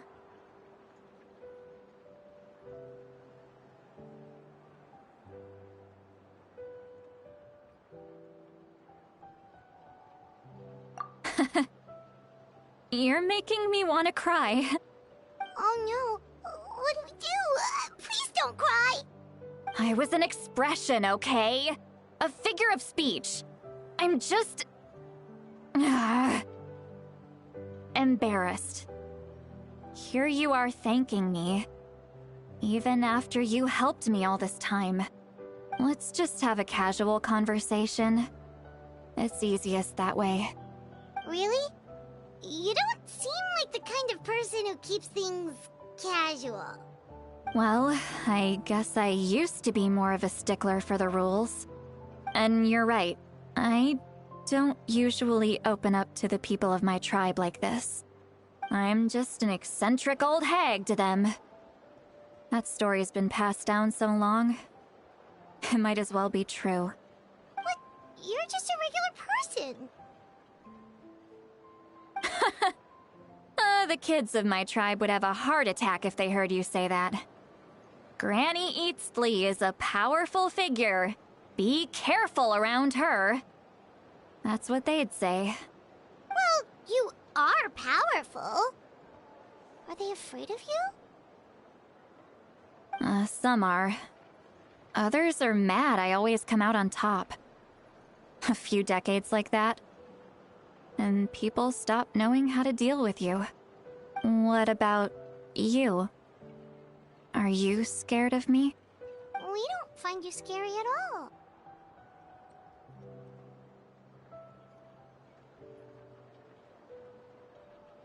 Huh. That's because you're not from my tribe. You don't know how many delusions of grandeur I've destroyed just by existing.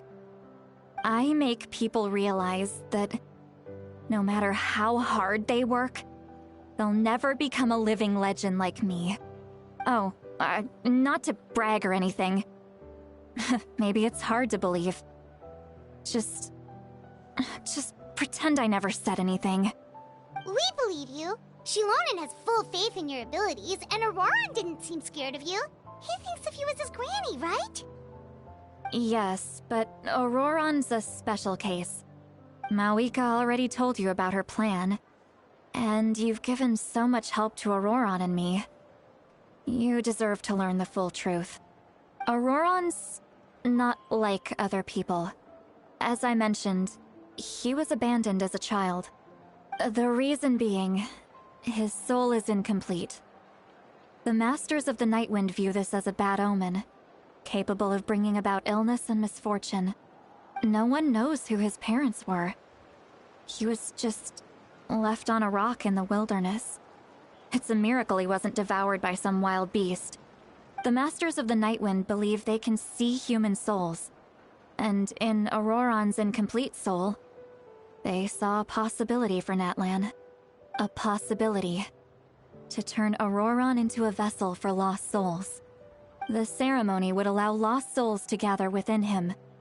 Auroron would then be sent to the Night Kingdom to return the souls to their rightful place, strengthening the ley lines and completing the ceremony. Wait, that doesn't sound right.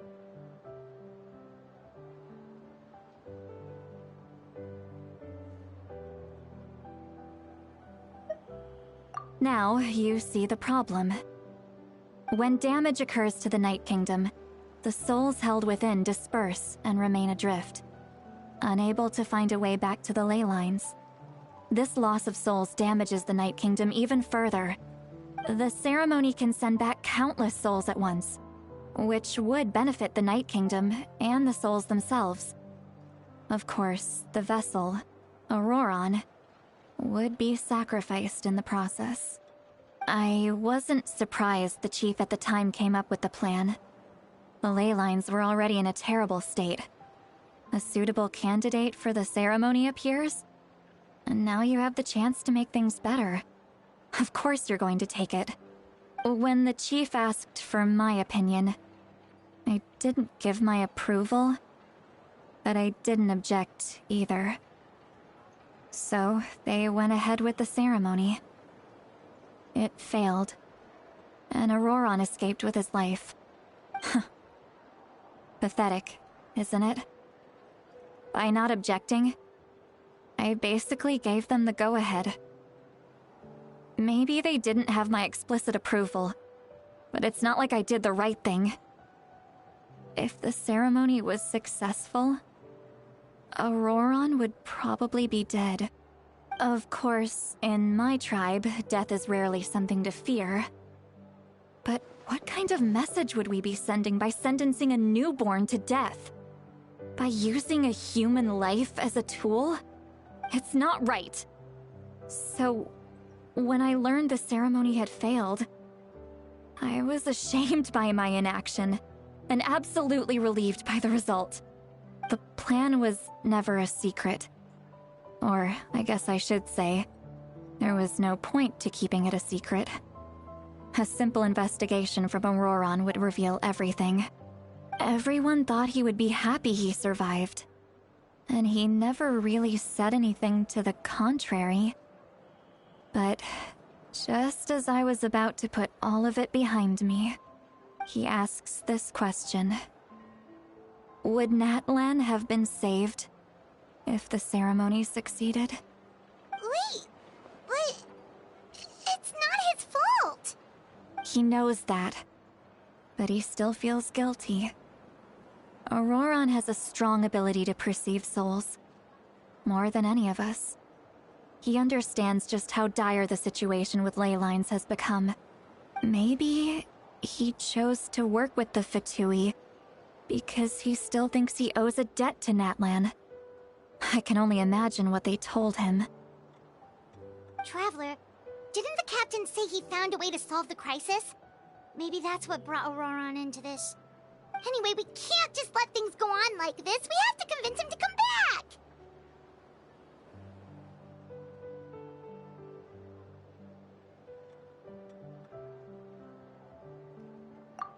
You don't look so good, Sweet Lolly. Maybe you should head back and get some sleep. Probably drank too much. It's okay. The fresh air is doing me good. Okay. Forget that. I need to go home. I hit it a little too hard.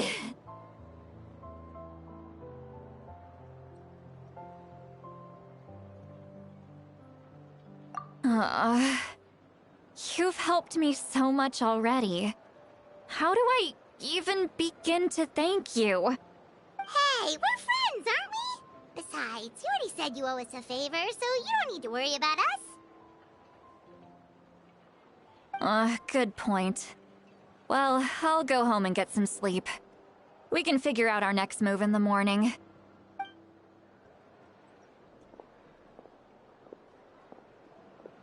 Friends. I like the sound of that. Auroran's probably back with the captain, don't you think?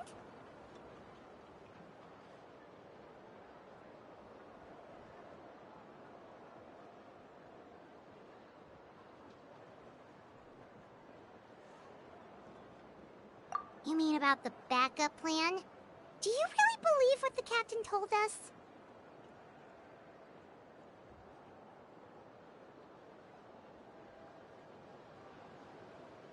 Yeah, you're right. We should just go to her directly. But she's probably asleep. We can find her first thing in the morning. For now, let's... go to bed.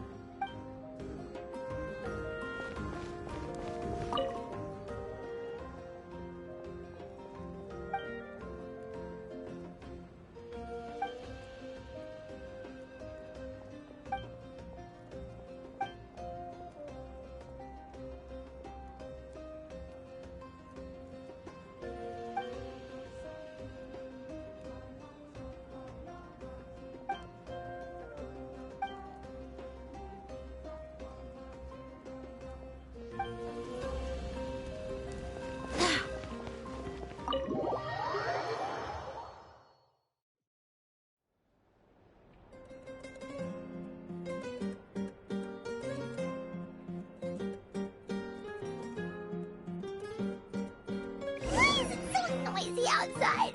Paimon's still half asleep. Well, guess we should see what's going on.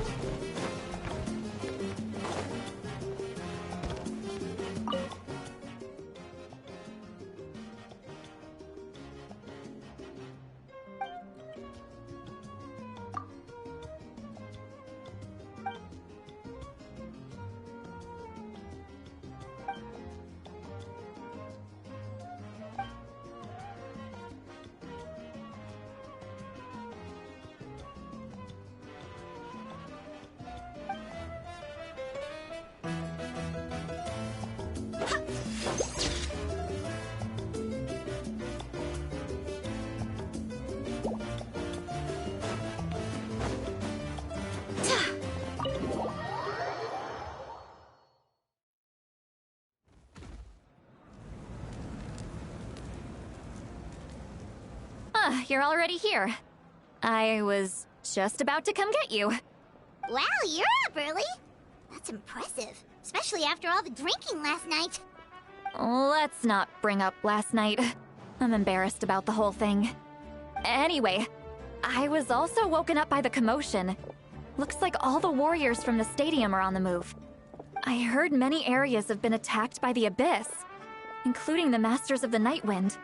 I need to head back right away. The Abyss attacked again? Are you sure you can handle it on your own? Do you need our help? I'll be fine. We also have the support of the warriors stationed at the various outposts. Given the quick response, things shouldn't get too serious. The stadium could always use more manpower, so you should join the forces here. I'm done making excuses for him. He's not a child anymore. He needs to take responsibility for his actions. I was the one who vouched for him, so I need to report back to the Speaker's chamber. I'll accept however they choose to handle the situation. But I should be able to convince them to let me go back to my tribe first to deal with the attack. As for the ancient name, once we handle this crisis, I'll talk to Shilonen right away. Don't worry, I never forget a promise to a friend.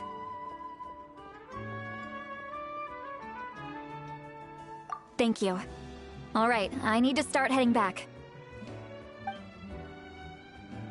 She left in a hurry. The situation must be really serious. Oh, looks like a lot of people are heading to the stadium. Let's see what's going on.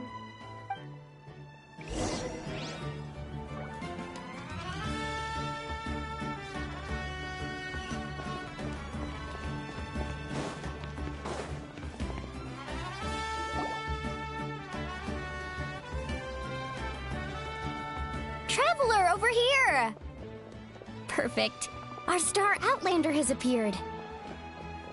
Oh, you're all here! But, what's with the whole Star Outlander thing? Just my way of saying how awesome you are. We've got a real emergency on our hands, so this is the perfect time for you to show off your skills. Alright, but can we get a quick rundown of the situation first? The Abyss suddenly attacked the Collective of Plenty, the Masters of the Nightwind, the Children of Echoes, and a number of our camps and outposts in the wild.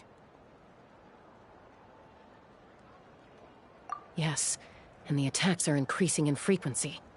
The tribes have plenty of defenses, so they're safe for now, but I can't say the same for the adventurers and merchants stuck in the wild. Chaska and I have been searching for survivors and treating the wounded. We just got back, but we need to head out again soon. I plan on heading back to the Collective of Plenty, just in case my tribe needs me. What about you, Mualani? Where are you gonna go? I'll go help the Children of Echoes. They're the closest, so I can start fighting right away. What about you guys? We could go together.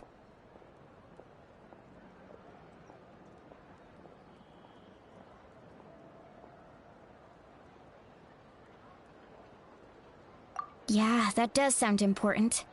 No worries. Just leave the Children of Echoes to us. Who knows? Maybe yours truly will have the Abyss on the run by the time you're finished. That would be pretty great, actually. I hope my tribe gets through okay. It'll be fine. Your tribe doesn't do all that bodybuilding for nothing. Let's part ways here for now. And most importantly, be careful, everyone. Oh, and some of us need to avoid getting contaminated by dangerous-looking substances. That will make my job a lot easier. Koichi, do we really have to do this now? It's alright. She's just looking out for everyone. Alright, let's hurry up and talk to the Pyro Archon so we can help the others.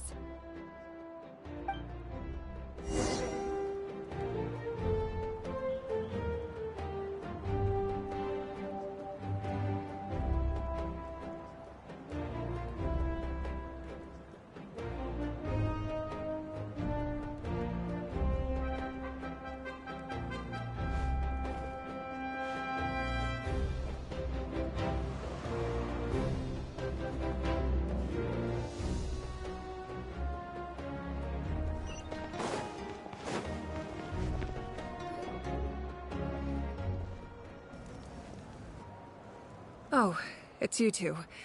As you can see, things are not looking good right now. People across Natlin are in danger. Look, I'm very interested in your recent adventures, but this is not a good time. So we'll have to keep our conversation short. That's alright, we're also in a hurry. We're gonna go help the Children of Echoes after this. What?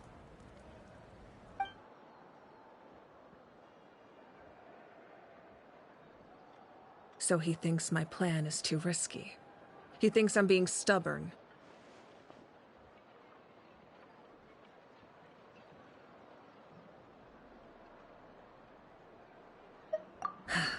I shouldn't underestimate the Fatui's ability to gather intelligence.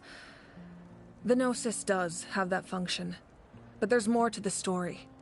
I will answer you honestly, but you must help me keep this a secret. I can use the power of the Gnosis to save Natlan, but it comes at a heavy price. The Gnosis would drain all the souls and memories from the Night Kingdom and weave them into a giant net, which would surround the ley lines and protect them against abyssal corrosion.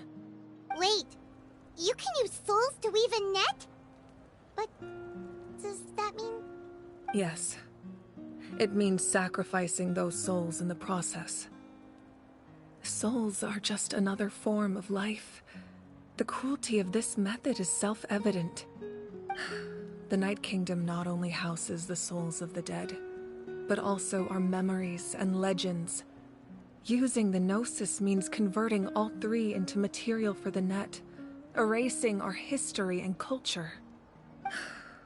Even then, the net can still become corroded.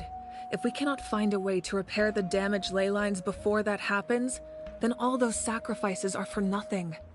Given the enormity of the price, it's a solution I refuse to consider right now. I want us to win, but I also care about how we win, and what that means for us in the end. Now it's true, both plans come at a risk, but after weighing our options, this is our best bet.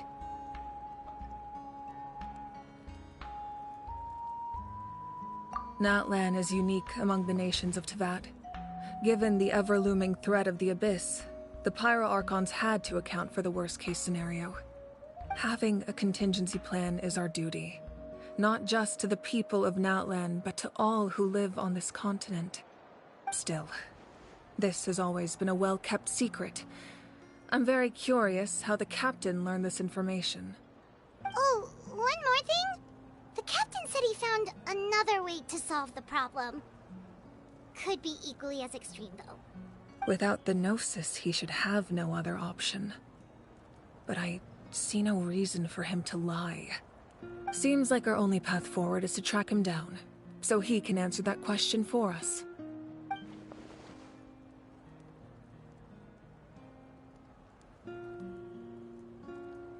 Judging by your expression, you must have doubted me, even if just for a second.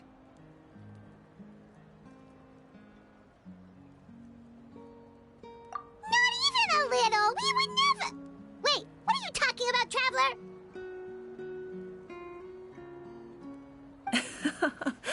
Just as expected. I appreciate your sincerity. Maybe it was out of caution, anxiety, or simple curiosity, but know this. No matter what, our goal remains the same. We both want to save the people of this land. So now that you have your answer, do you still doubt me?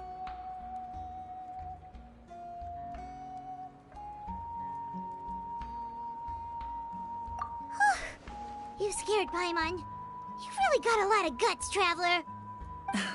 That's a good thing. Oh, and feel free to call me Mawika. It's what all my friends call me, and I like it that way. As for the captain, the intelligence officers we assigned to the Fatui should be back soon. We'll get our answer then. That's great! Sounds like we just have to wait a little longer.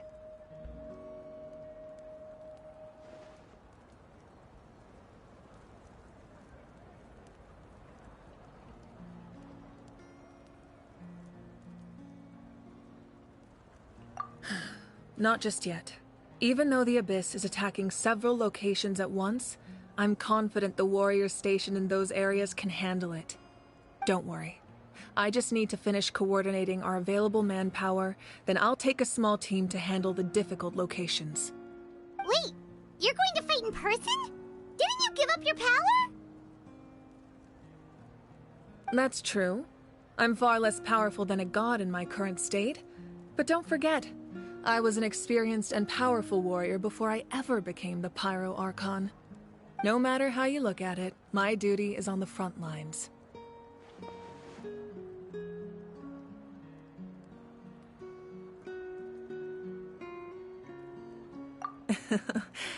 I just think there's strength in numbers. If the people feel emboldened, that's just a bonus. Anyway, even if we respond to these threats in time, it's not a permanent solution in the long run. I've considered moving my people to other nations, but given their close connection to the Night Kingdom, a forced evacuation would have devastating consequences. I've told the chiefs of each tribe to strengthen their defenses and advise people against leaving their settlements. Now, I just need to find the right time to disclose the true nature of the crisis to the people of Natlan. Paimon's a little worried about how people will react.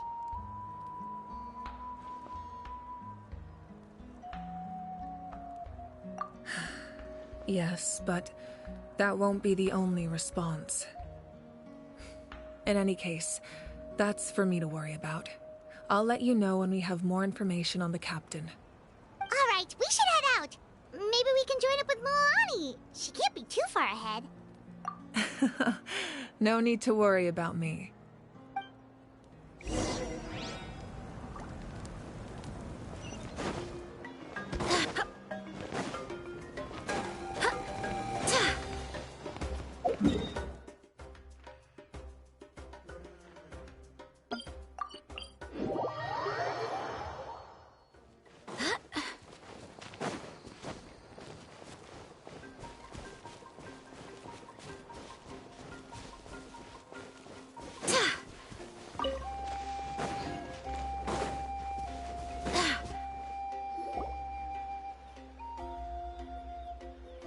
Quick, over here! To safety!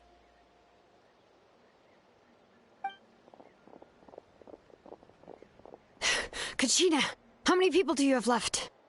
They've all made it out.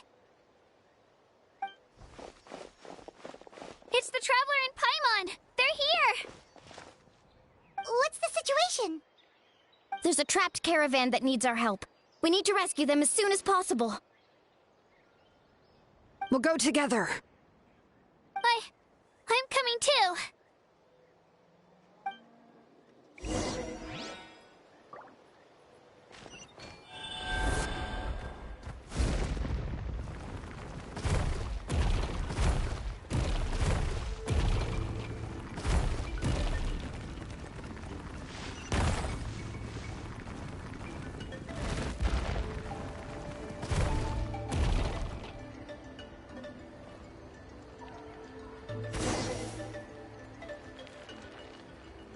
Stay safe. We've got this.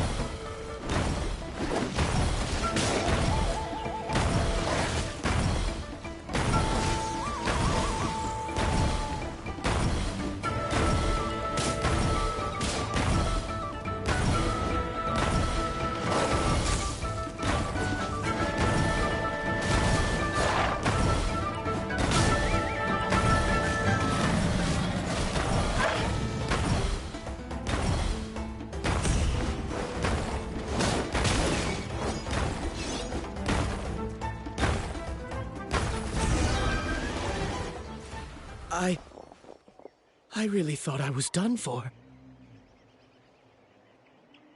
I can't thank you enough. Don't worry about it. We're just glad you're okay. Let's see.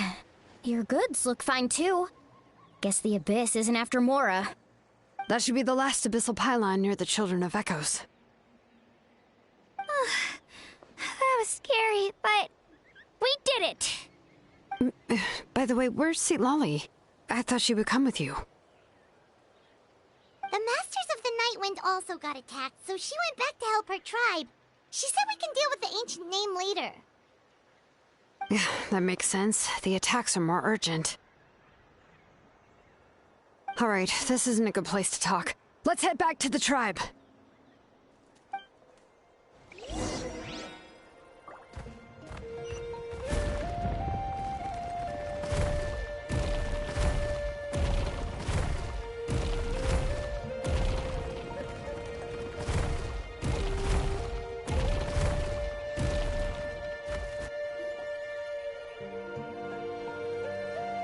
Looks like a few people were hurt after all. Oh, I should have got here sooner. The Abyss threw a lot at us at once. I rushed out as soon as I heard the alarm, and there were already so many monsters. Before long, Kachina brought over a whole group of warriors, and just like that, we destroyed several pylons as a team. I wasn't in charge or anything. We just happened to be together. Still, I think this proves that camping in the wild was a great idea. That's how we were able to respond so fast. Sleeping on the wet grass was pretty uncomfortable, but it was worth it.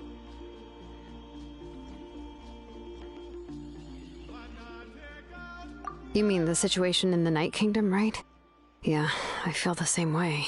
We've managed to keep it a secret all this time, but more and more people are realizing something's wrong. It's impossible not to feel anxious when things are getting worse by the second, and all we can do is wait. And we still don't know when the final 2 heroes are going to appear. That just means we need to buy the Pyro Archon more time. Keep pushing, everyone. Every battle is worth something. You really are an eternal optimist, Mualani. You always find a way to cheer people up. Why, thank you. I guess it's one of my better qualities.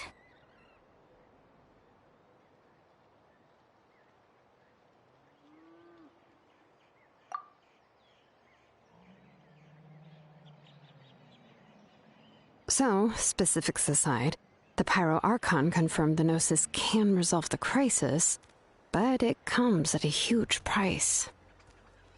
And somehow the captain finds out about it, goes to fight the Pyro Archon, and calls her out for having a solution but refusing to use it. Honestly, if he has the same information as us, I can't really blame him. It's probably because our plan is so risky. We don't even know if the 6 heroes will reunite in time.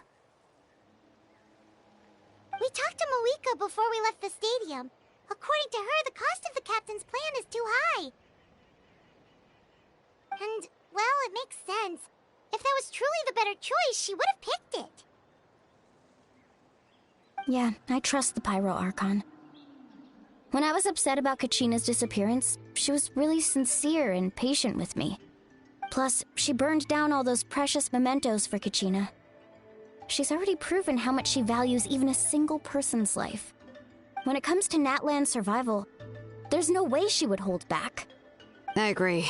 Maybe the captain weighed the costs and came to his own conclusion, but I'm sure we have different priorities. Life is important, but so are history and memory. As the Archon, she can't tell us everything, but it seems like she wasn't holding anything back this time. The next question is, if the captain found a new way to save Natlan, how come the Pyro Archon has never heard of it? Yeah, and isn't he from Snezhnaya? Why would the Fatui want to save Natlan?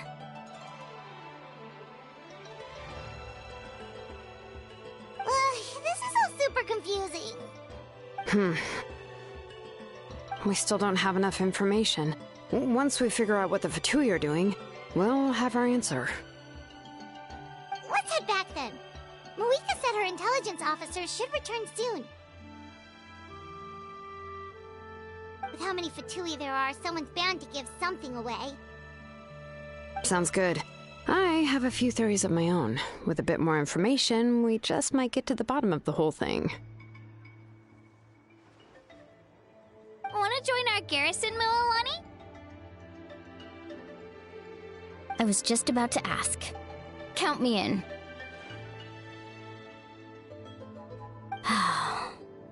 If I was just a bit faster, we could have prevented a few people from getting hurt. People who could help us in the next battle. It's all a chain reaction. Then you should go register right away. It shouldn't take long. Everyone's looking for people. Register? Nah. I'll just follow you around. You know, go where you go, do what you do. Okay, but then you have to follow my orders. You got it. I just don't want to make the trip back. It's so far. All right. See you all later. Let's get together and celebrate once this is over. Oh, you betcha!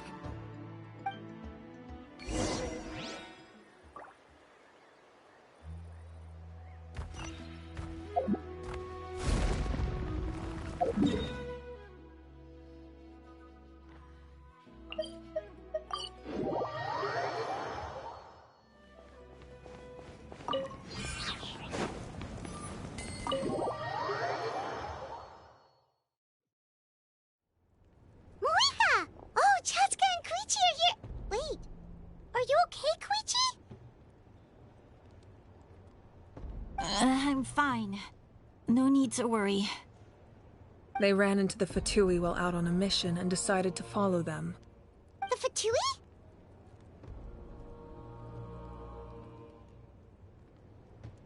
Calm down and let me explain. Here's what happened.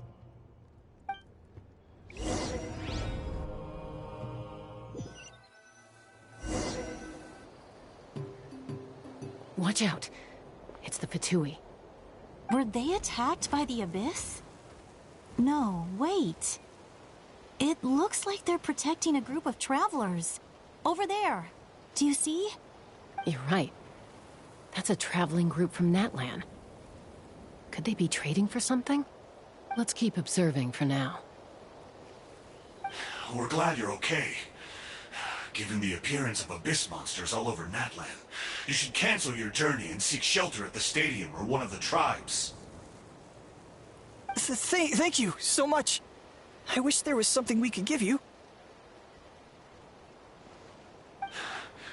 We don't expect anything in return.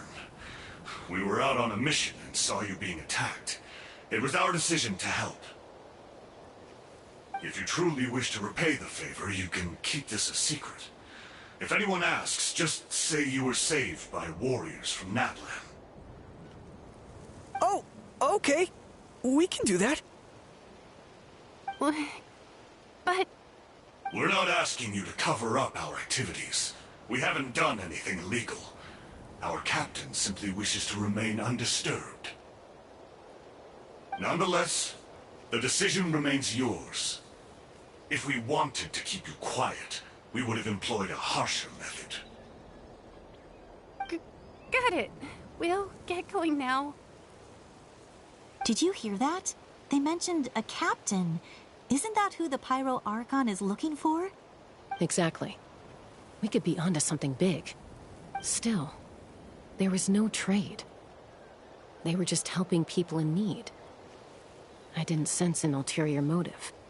I didn't believe the captain when he said he wanted to save Natlan. But based on what we just saw, it's possible he was telling the truth. Maybe we've been wrong about the Fatui this whole time. It's too early to say. Let's follow them and see what's really going on.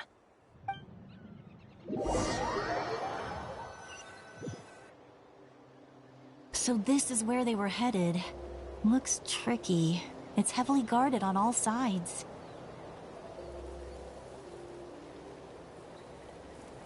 Koichi, wait for me here. I'll go in and check it out. Oh, no you don't. How are you planning to get through all the guards? Look, I can use this terrain to my advantage. With our tribe's special way of getting around, I doubt they'll see me coming. We still can't see anything on the inside. What if you can't find cover? You won't have anyone to watch your back if you go in alone. The more heavily guarded the location, the more valuable the secrets. Even if the captain isn't here, we can still figure out what the Fatui are planning. That intel is worth the risk. Fine. You're not gonna listen to me anyway, so let me come with you. That's even more risky. You've been running around saving people for days. You're already at your limit. I'm confident I can protect myself. I'm not sure you can say the same. At least right now. I can. You really believe that? Fine, don't believe me. But you can't honestly tell me infiltrating a heavily guarded Fatui hideout all on your own sounds more reasonable. You know, growing up, even if I insisted on doing something, it never gave you any trouble. I'm not sure you can say the same. All right. If we start arguing, this will never end. We can't let this opportunity go to waste. Guess that means I win. Don't worry, you're not the only capable young person from our tribe. I can handle this. All right, same plan as usual. We split up, communicate with hand signals, make sure our blind spots are covered, and support each other once we strike. Got your ropes? Yeah, let's go.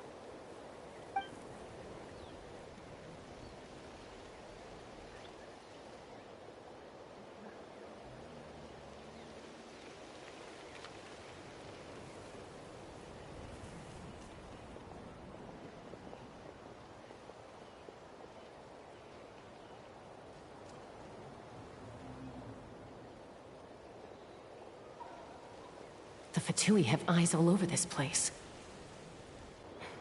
I should wait for Koichi's signal.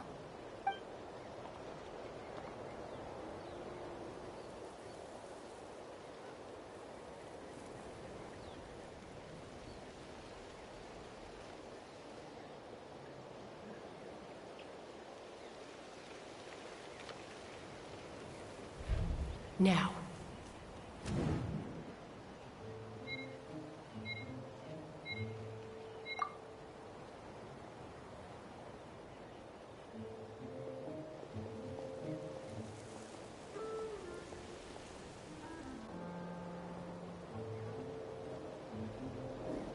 Not sure how many chances I'm gonna get.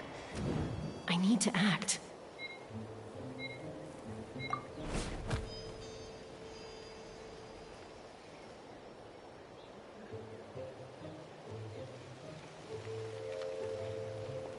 Good.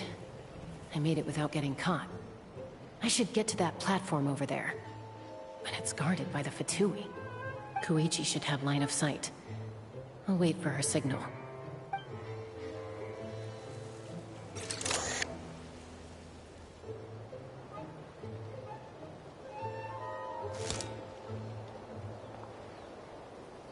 That's it.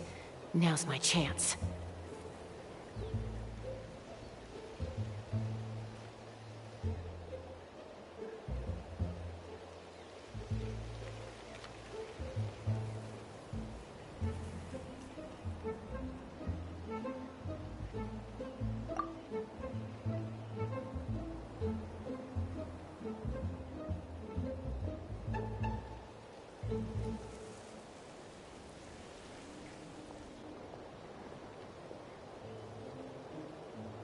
It's no use staying in one place. I should keep moving. Looks like Chaska is helping me by keeping an eye on the Fatui movements.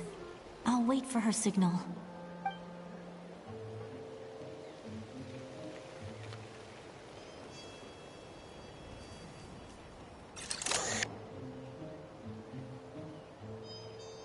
Time to move.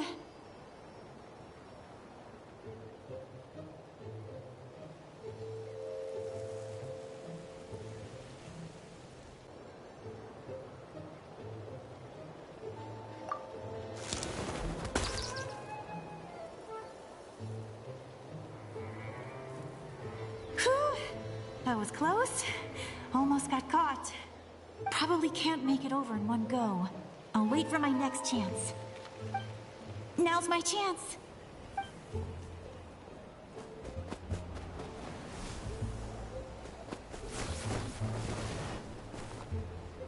I made it! That'll show my sister. Let's see. The Fatui's occupying all the best locations. If we could just get past them somehow. Wait, I've got it!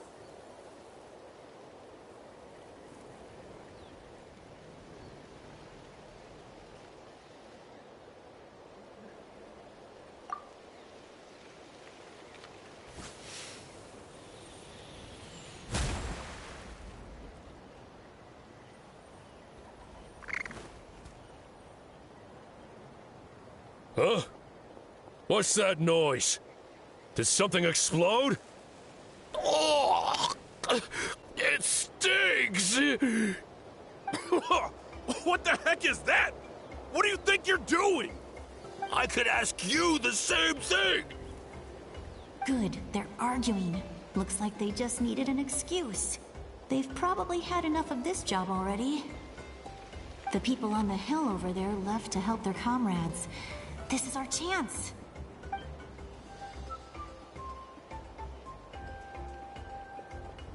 Come get me, Chaska. I hope she gets this hand signal. That's Koichi's signal. Smart idea. Alright, time to move. Give me your hand, quick. Coming!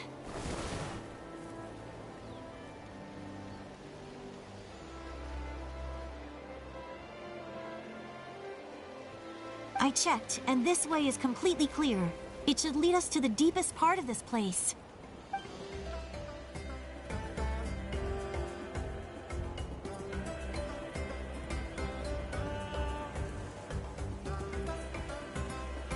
Well, I was pretty helpful, right? You know, everyone usually jumps at the chance to work with me. Not my own sister, though. No, she avoids me like her life depends on it. I was wrong, Koichi. You've done well. Wait, you're just gonna admit it? Now I look like the mean one. Let's focus on the task at hand. We're in the heart of enemy territory. The more time we waste, the more dangerous this becomes. All right. If you're not gonna take the bait, then I'll drop it. Looks like the Fatui are here to dig something up. I'm surprised they mobilized this many people. I doubt it's because they're interested in our culture and history. It seems like they're looking for a dragon relic called the Source Mechanism. The device is ancient. Barely any information survives to this day. And even people from Natland don't know how to use it. Why would this be the Fatui's target? Not bad. Looks like it's in good shape. This should be what our Lord's looking for. Took us long enough. Come on, let's get this thing back. Back? Back where? Should we keep following? You really want to keep going? Of course. We make a good team, don't you think? No reason to stop now. What was that sound? Uh-oh. We've been spotted. Time to go. Falling rock incoming! Watch out for your gadget! What? You'll regret that! After them!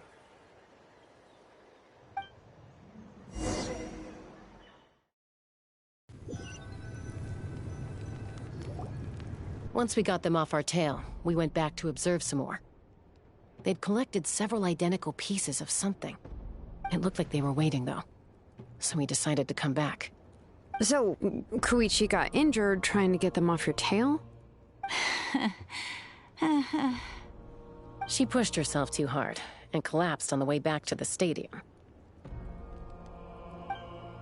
Well, I didn't cause you any trouble while we were fighting, right?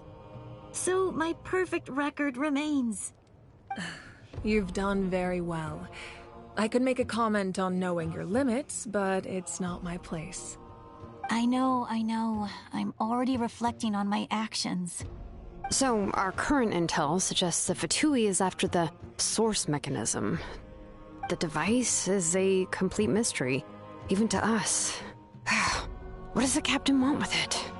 I have no idea. But it's safe to assume the device could serve a similar purpose to the Gnosis. Shilonen, I need you to gather every scholar in Natland familiar with the secret source. I'll get right on it. Thank you both for your hard work. Koichi, it's time for you to get some rest. Oh, and there are gifts from your patients waiting at the speaker's chamber. I've prepared a small gift of my own as a token of gratitude. I'll send it to your home along with the others. My patience. That's so nice of them. Guess that means I'm doing something right. You don't need to give us anything, Archon. We were just doing our duty for Natland. I should take Koichi home now. Well, if Koichi doesn't want her favorite Saurus crackers, then... I accept. Thank you, Archon. What am I gonna do with you? There's some for the rest of you as well. They're one of my favorites too, so don't be shy. I'll start investigating the source mechanism right away. If I learn anything, you'll be the first to know. Yummy snacks!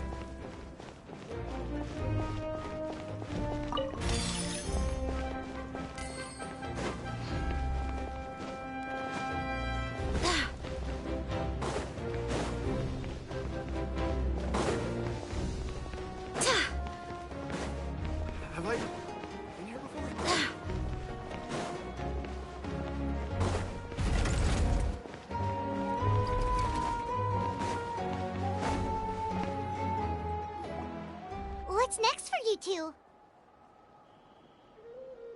I'm taking Koichi home, with our parents there to keep an eye on her.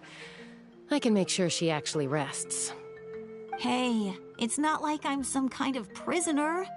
I'll be fine in a day or two. There's no need to go all the way home. That's what you always say. Everything's no big deal until you collapse. What if the Abyss attacks again? You're saying if I let you rest in a hotel, you're not gonna rush out the minute you hear the alarm? I won't. Triple promise I won't. Mm-hmm. Fine. On the off chance something like that were to happen, I might. But I'm a doctor. I have a duty to help people in need, no matter how hard or tiring the work gets. I guess you're right. But I don't have to like it. This reminds Paimon of when we first met. Except you were the one trying to stop Chaska from doing something dangerous. I'd do the same for anyone trying to put their life in danger. As a doctor, I don't want people to get hurt because of a rash decision. Then try to see things from my perspective. You clearly want to protect your patients. So can't you understand why your own sister would feel the same way about you? The two of you are the same, you know? I disagree. I understand the risks and costs of my decisions. Who wants to be like her? Overconfident, always making excuses when things go wrong. That's just not true. You think I don't have proof? Okay, don't get into another fight. Just pretend Paimon never said anything. Don't worry, Paimon. You didn't do anything wrong. Arguing is just how we communicate. Neither of us really takes it to heart. Plus, I guess we are similar in some ways. Maybe I rush into things without thinking, but I learned that from her. We're family. I can't help it if my older sister is a bad influence. Okay, you don't have to put it that way. So, you're all good now?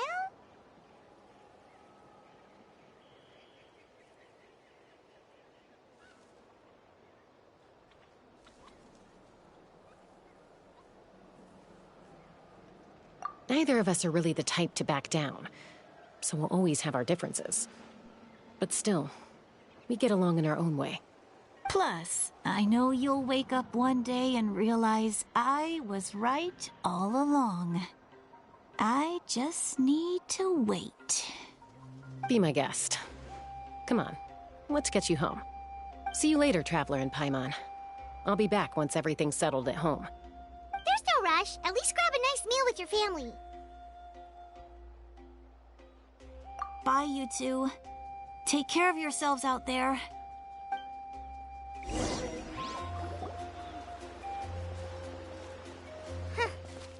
two will probably make up for real at some point, right? Well, we've learned a lot. Let's go over everything that we know so far.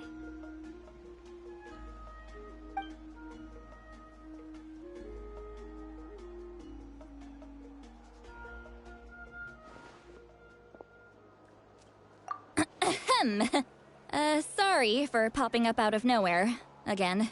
Why do you look so awkward? Oh, is there something you need from us? Okay, I won't beat around the bush. Oh, and I'm sorry for interrupting your rest. I'll treat you to some charcoal grilled steak to make up for it. Awesome! Just give us your orders! Hey, friends don't order each other around. I'm just here to share some news. Remember what we talked about before parting ways? Oh yeah, you mentioned how Auroron has always wanted to save Natlan, and something about his soul being fragmented. Paimon and the Traveler discussed it after you left, and we think Auroron is probably back with the Captain. What do you think? I agree with your hypothesis. And just now, I confirmed it myself. Auroron came back. He helped the Masters of the Nightwind defend our camp. What? He came back?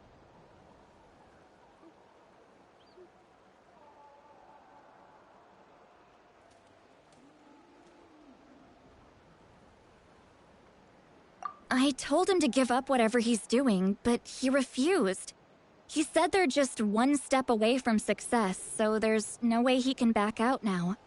Apparently, he came back to fulfill his duty to our tribe. When he left, he said it was because he still has a duty to Natlan as a whole. I'm not surprised you let him go at all. I had to prioritize my tribe. Besides, the situation was intense. I couldn't focus on outside and inside threats at the same time. Plus, he was on guard. He knew I would try to go after him, so he made sure to keep his distance. I kept an eye out for a good opportunity, but it never came. All these years of calling me Granny, and I couldn't do a single thing for him in the end. Don't say that! Your tribe all raised him together, right? That couldn't have been easy. You're right. Seeing him come back reminded me of when he was little. Running around the tribe, dropping by random houses right and left. He's not only a child of the Masters of the Nightwind, but a child of Natlan. It's only natural for a child to want to do something for their family. Besides, Auroron is my apprentice. He might have a few tricks up his sleeve, but I guarantee I know every single one. Wait, what are you saying? Look. Remember how I said Auroron's soul is fragmented? This is the talisman I created to keep it stable. And this gem is what makes the talisman work. It just so happens that Auroron is due for a gem replacement. Since I can't get close to him, I put the new gem in a supply bag and asked Aoife to bring it to him. You guys know Aoife, right? No? Well, he's a pretty famous vet around these parts. He's always bringing me all sorts of things, and he happens to be very good friends with Auroron. Aoife doesn't know what's going on, so he agreed, no questions asked. Auroron would find the gem as soon as he opened the bag. He knows how important it is, so I knew he would make the switch. He probably suspected that I tampered with it. But here's the catch. The trick is on the bag. The moment he touched it, a portion of his memories were copied onto the old gem, which he no longer needed. That's amazing. You can do something like that? Most people can't, but I can. That trick he used to bring you to the Night Kingdom isn't anything special, by the way. My technique is much more subtle. He won't notice anything. So in other words, we have a whole backup of Auroron's memories in this gem. The kid thinks he can take me on? Like I wasn't the one who taught him everything he knows? That's amazing, Sweet Lolly. Let's take a look right away. Once we get to the bottom of this, we can finally track him down. I know he thinks of me as his grandma, but do you think he'll get mad at me for this? You can be honest. Huh, that's a tough question. Paimon doesn't have a grandma, so she's not the best person to ask.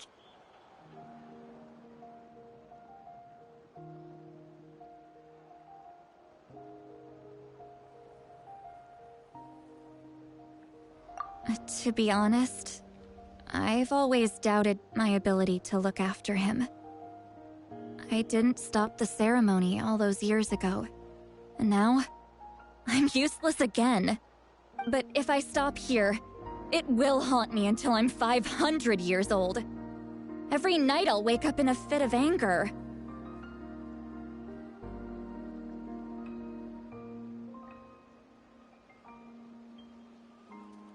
Yeah, you're right.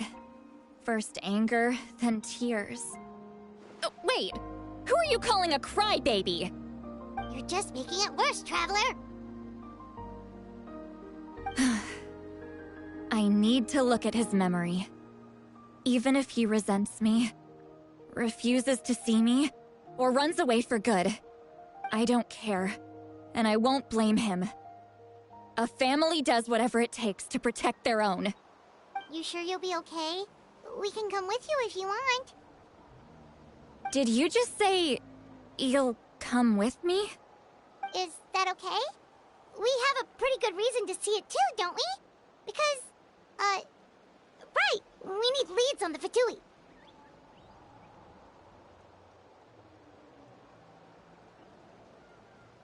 You really mean it?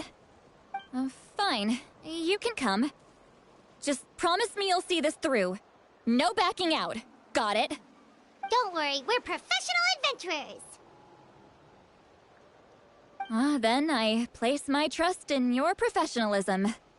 All right, time to sneak into someone else's memory and engage in some... unwanted spying. You heard it here first. I wouldn't be doing this if I had any other choice. Are you ready?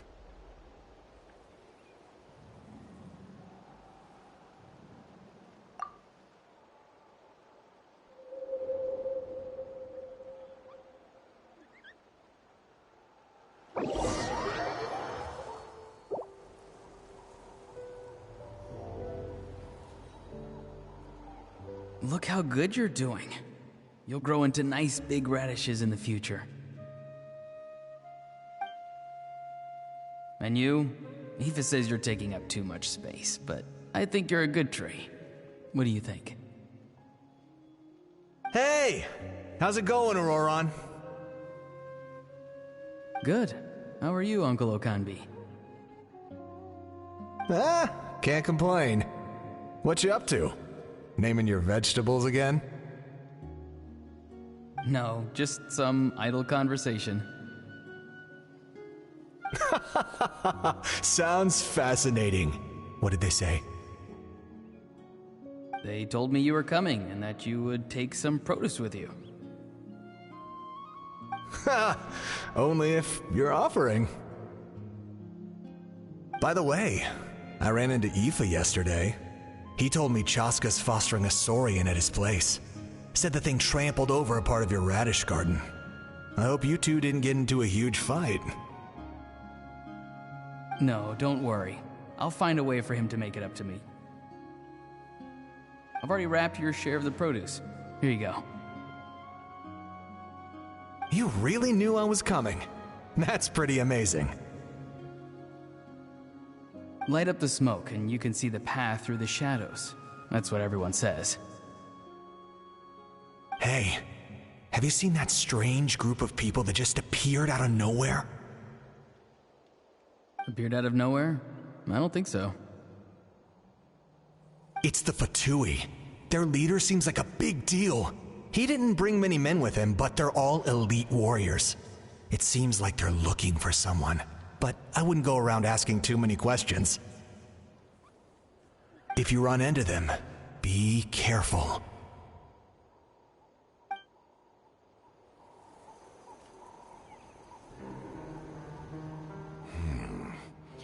You're from the Masters of the Nightwind, are you not? Why do you live here alone? I enjoy living by myself out in the wild. I guess you're from the Fatui, the one everyone's calling a big deal. Not an inaccurate description. I'm looking for someone who may be known to you. Citlali is her name. Granny? What does an Outlander want with her? I've heard the name. You have business with her?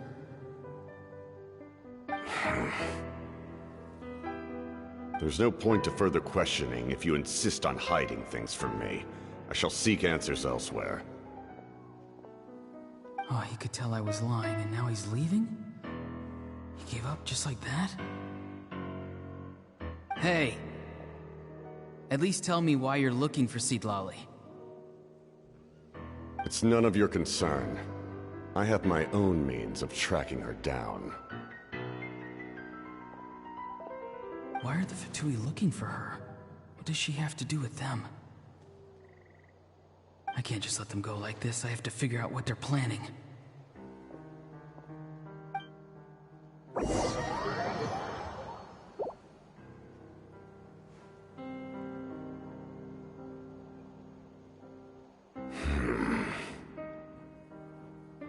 They've just been studying the ley lines and asking for leads on Granny. I can definitely rule out some sort of invasion. The situation has seen no true improvement. The Pyro Archon did not fulfill her promise. My lord!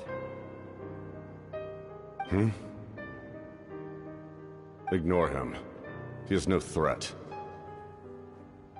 He knows I'm following him, but he doesn't seem to care. He's strong, I can tell. But there's something unusual about him and also familiar in some way. I can't describe it.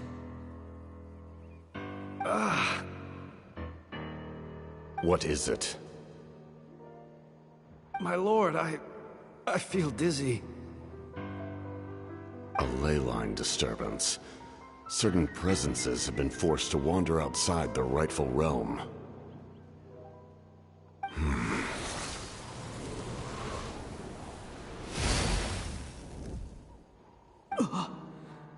That was a spell from the Masters of the Nightwind. How did he know that? Is he sending those escaped souls back into the ley lines? How did he do that so easily? Soulfaring is supposed to be extremely difficult. This could be related to why he's searching for Granny. I feel much better. Thank you, my lord. Think nothing of it. Stay vigilant, and continue to gather information. The Abyss could attack at any moment. If you notice any irregularities, assume drill formation and be prepared to fight. However, there's no reason to over-engage. Information is our first priority. Yes, sir. Why are the Fatui fighting against the Abyss? Do they really mean us no harm?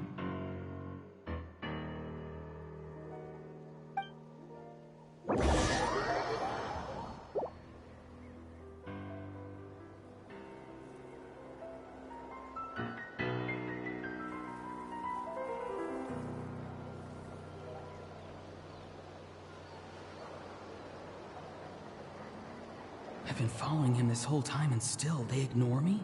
Do they really not care? It seems like his subordinates refer to him as the captain. Never heard of him before. And now he's headed to the stadium. That's unusual. Oh, what is he gonna do? You two, with me. Everyone else, wait here as instructed. Send word to the other teams to retreat immediately if this fails. Yes, sir. He's going inside? But the Pyro Archon is in there. What does he want with her? Forgive me, my lord. Allow me to check one more time. Do you truly wish to do this? The time for idle observation is over. It now falls on me to act. This nation is out of time. Yes, sir.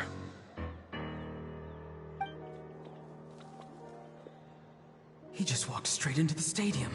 What is he gonna do?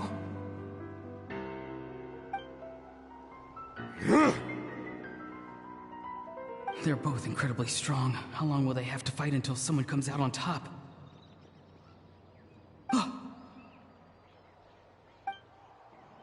Wait, this feeling. Just like the other day near the ley lines, it's faint.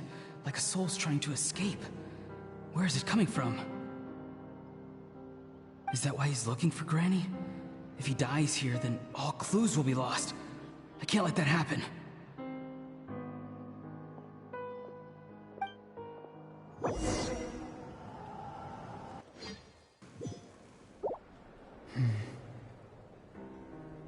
As for you, I must confess, I did not expect that little trick of yours to save the day. No matter how dense the fog, as long as the sun remains, we cannot turn day into night. She could have dispelled it. She simply chose not to. You don't have much time, and you're injured on top of that. What do you plan to do next? I'm beginning to see just how useful you may turn out to be. You heard something from here, didn't you?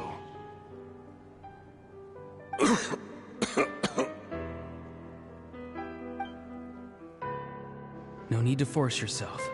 I've never seen anyone match the Pyro Archon in battle before. I didn't expect you to intervene at such a critical moment. You know I've been following you. Why didn't you stop me? When walking in the forest, it is only natural to encounter wild beasts. However, not every beast has the courage to come out and bite. And yet, one of those very beasts saved your life.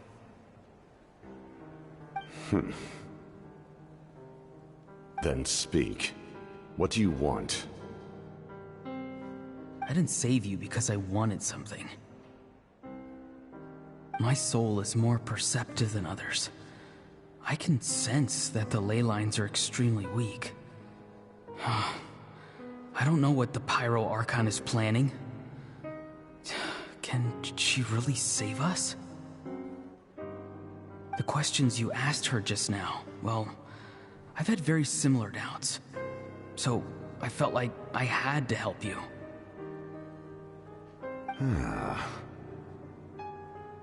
So, you can tell the truth.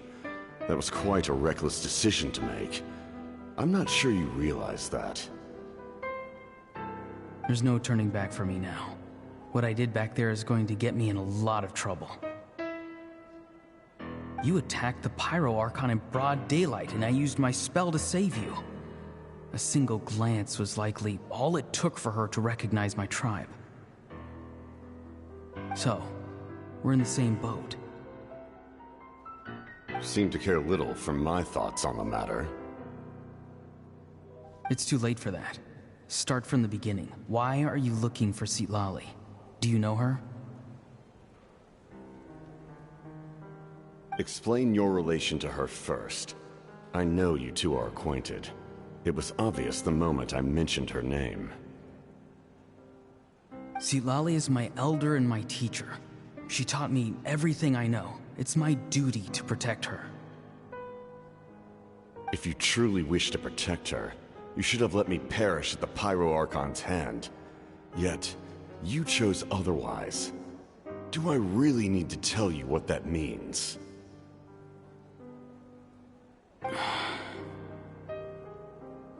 I want to do something to change Natlan for the better. Something I can accomplish with my own two hands. You're stranger than anyone I've ever met. But maybe, just maybe, you can show me the way. Strange? Citlali is said to be the legendary Granny Eastly, someone capable of communicating with the Wyab, and the Wyab are the key to information on the Night Kingdom. Why do you need knowledge on the Night Kingdom? That is not something you need to know. Don't forget, I saved your life. Do you not believe the Fatui capable of betraying a debt? People can lie, but souls cannot. I can tell there's a weight to your soul, a sense of justice. You may not live among your tribe, but you certainly know their tricks. I apologize for my rash judgment. You are more capable than I imagined. Let's go. We'll see if you have what it takes to join my plan.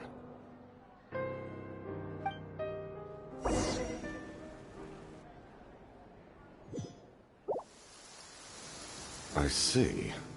Interesting approach. Worth trying, I think.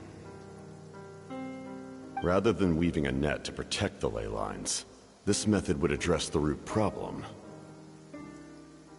by reconstructing the ley lines themselves.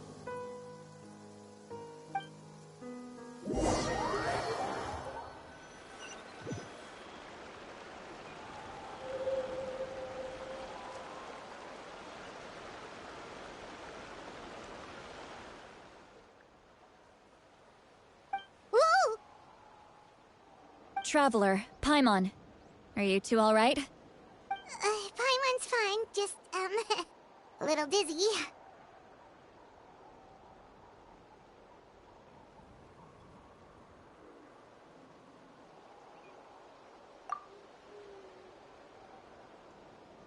Of course. I'm so mad at him. After everything, he still can't let go of the past.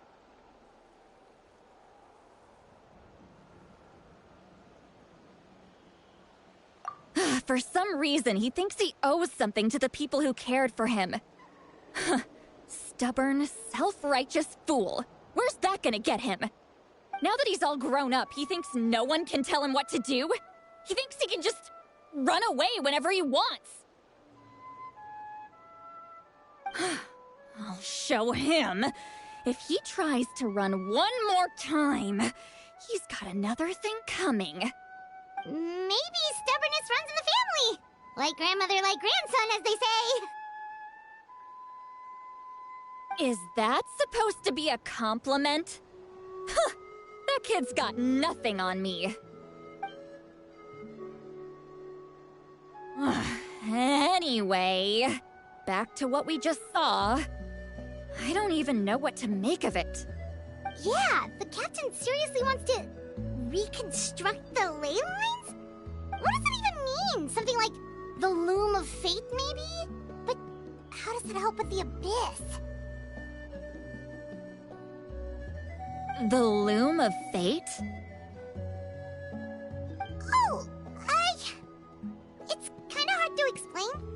Basically, it's a device from Conrio that has unbelievable power. Anyway, if he really wants to manipulate the ley lines, everyone in Natlan will be affected. Oh, this is big.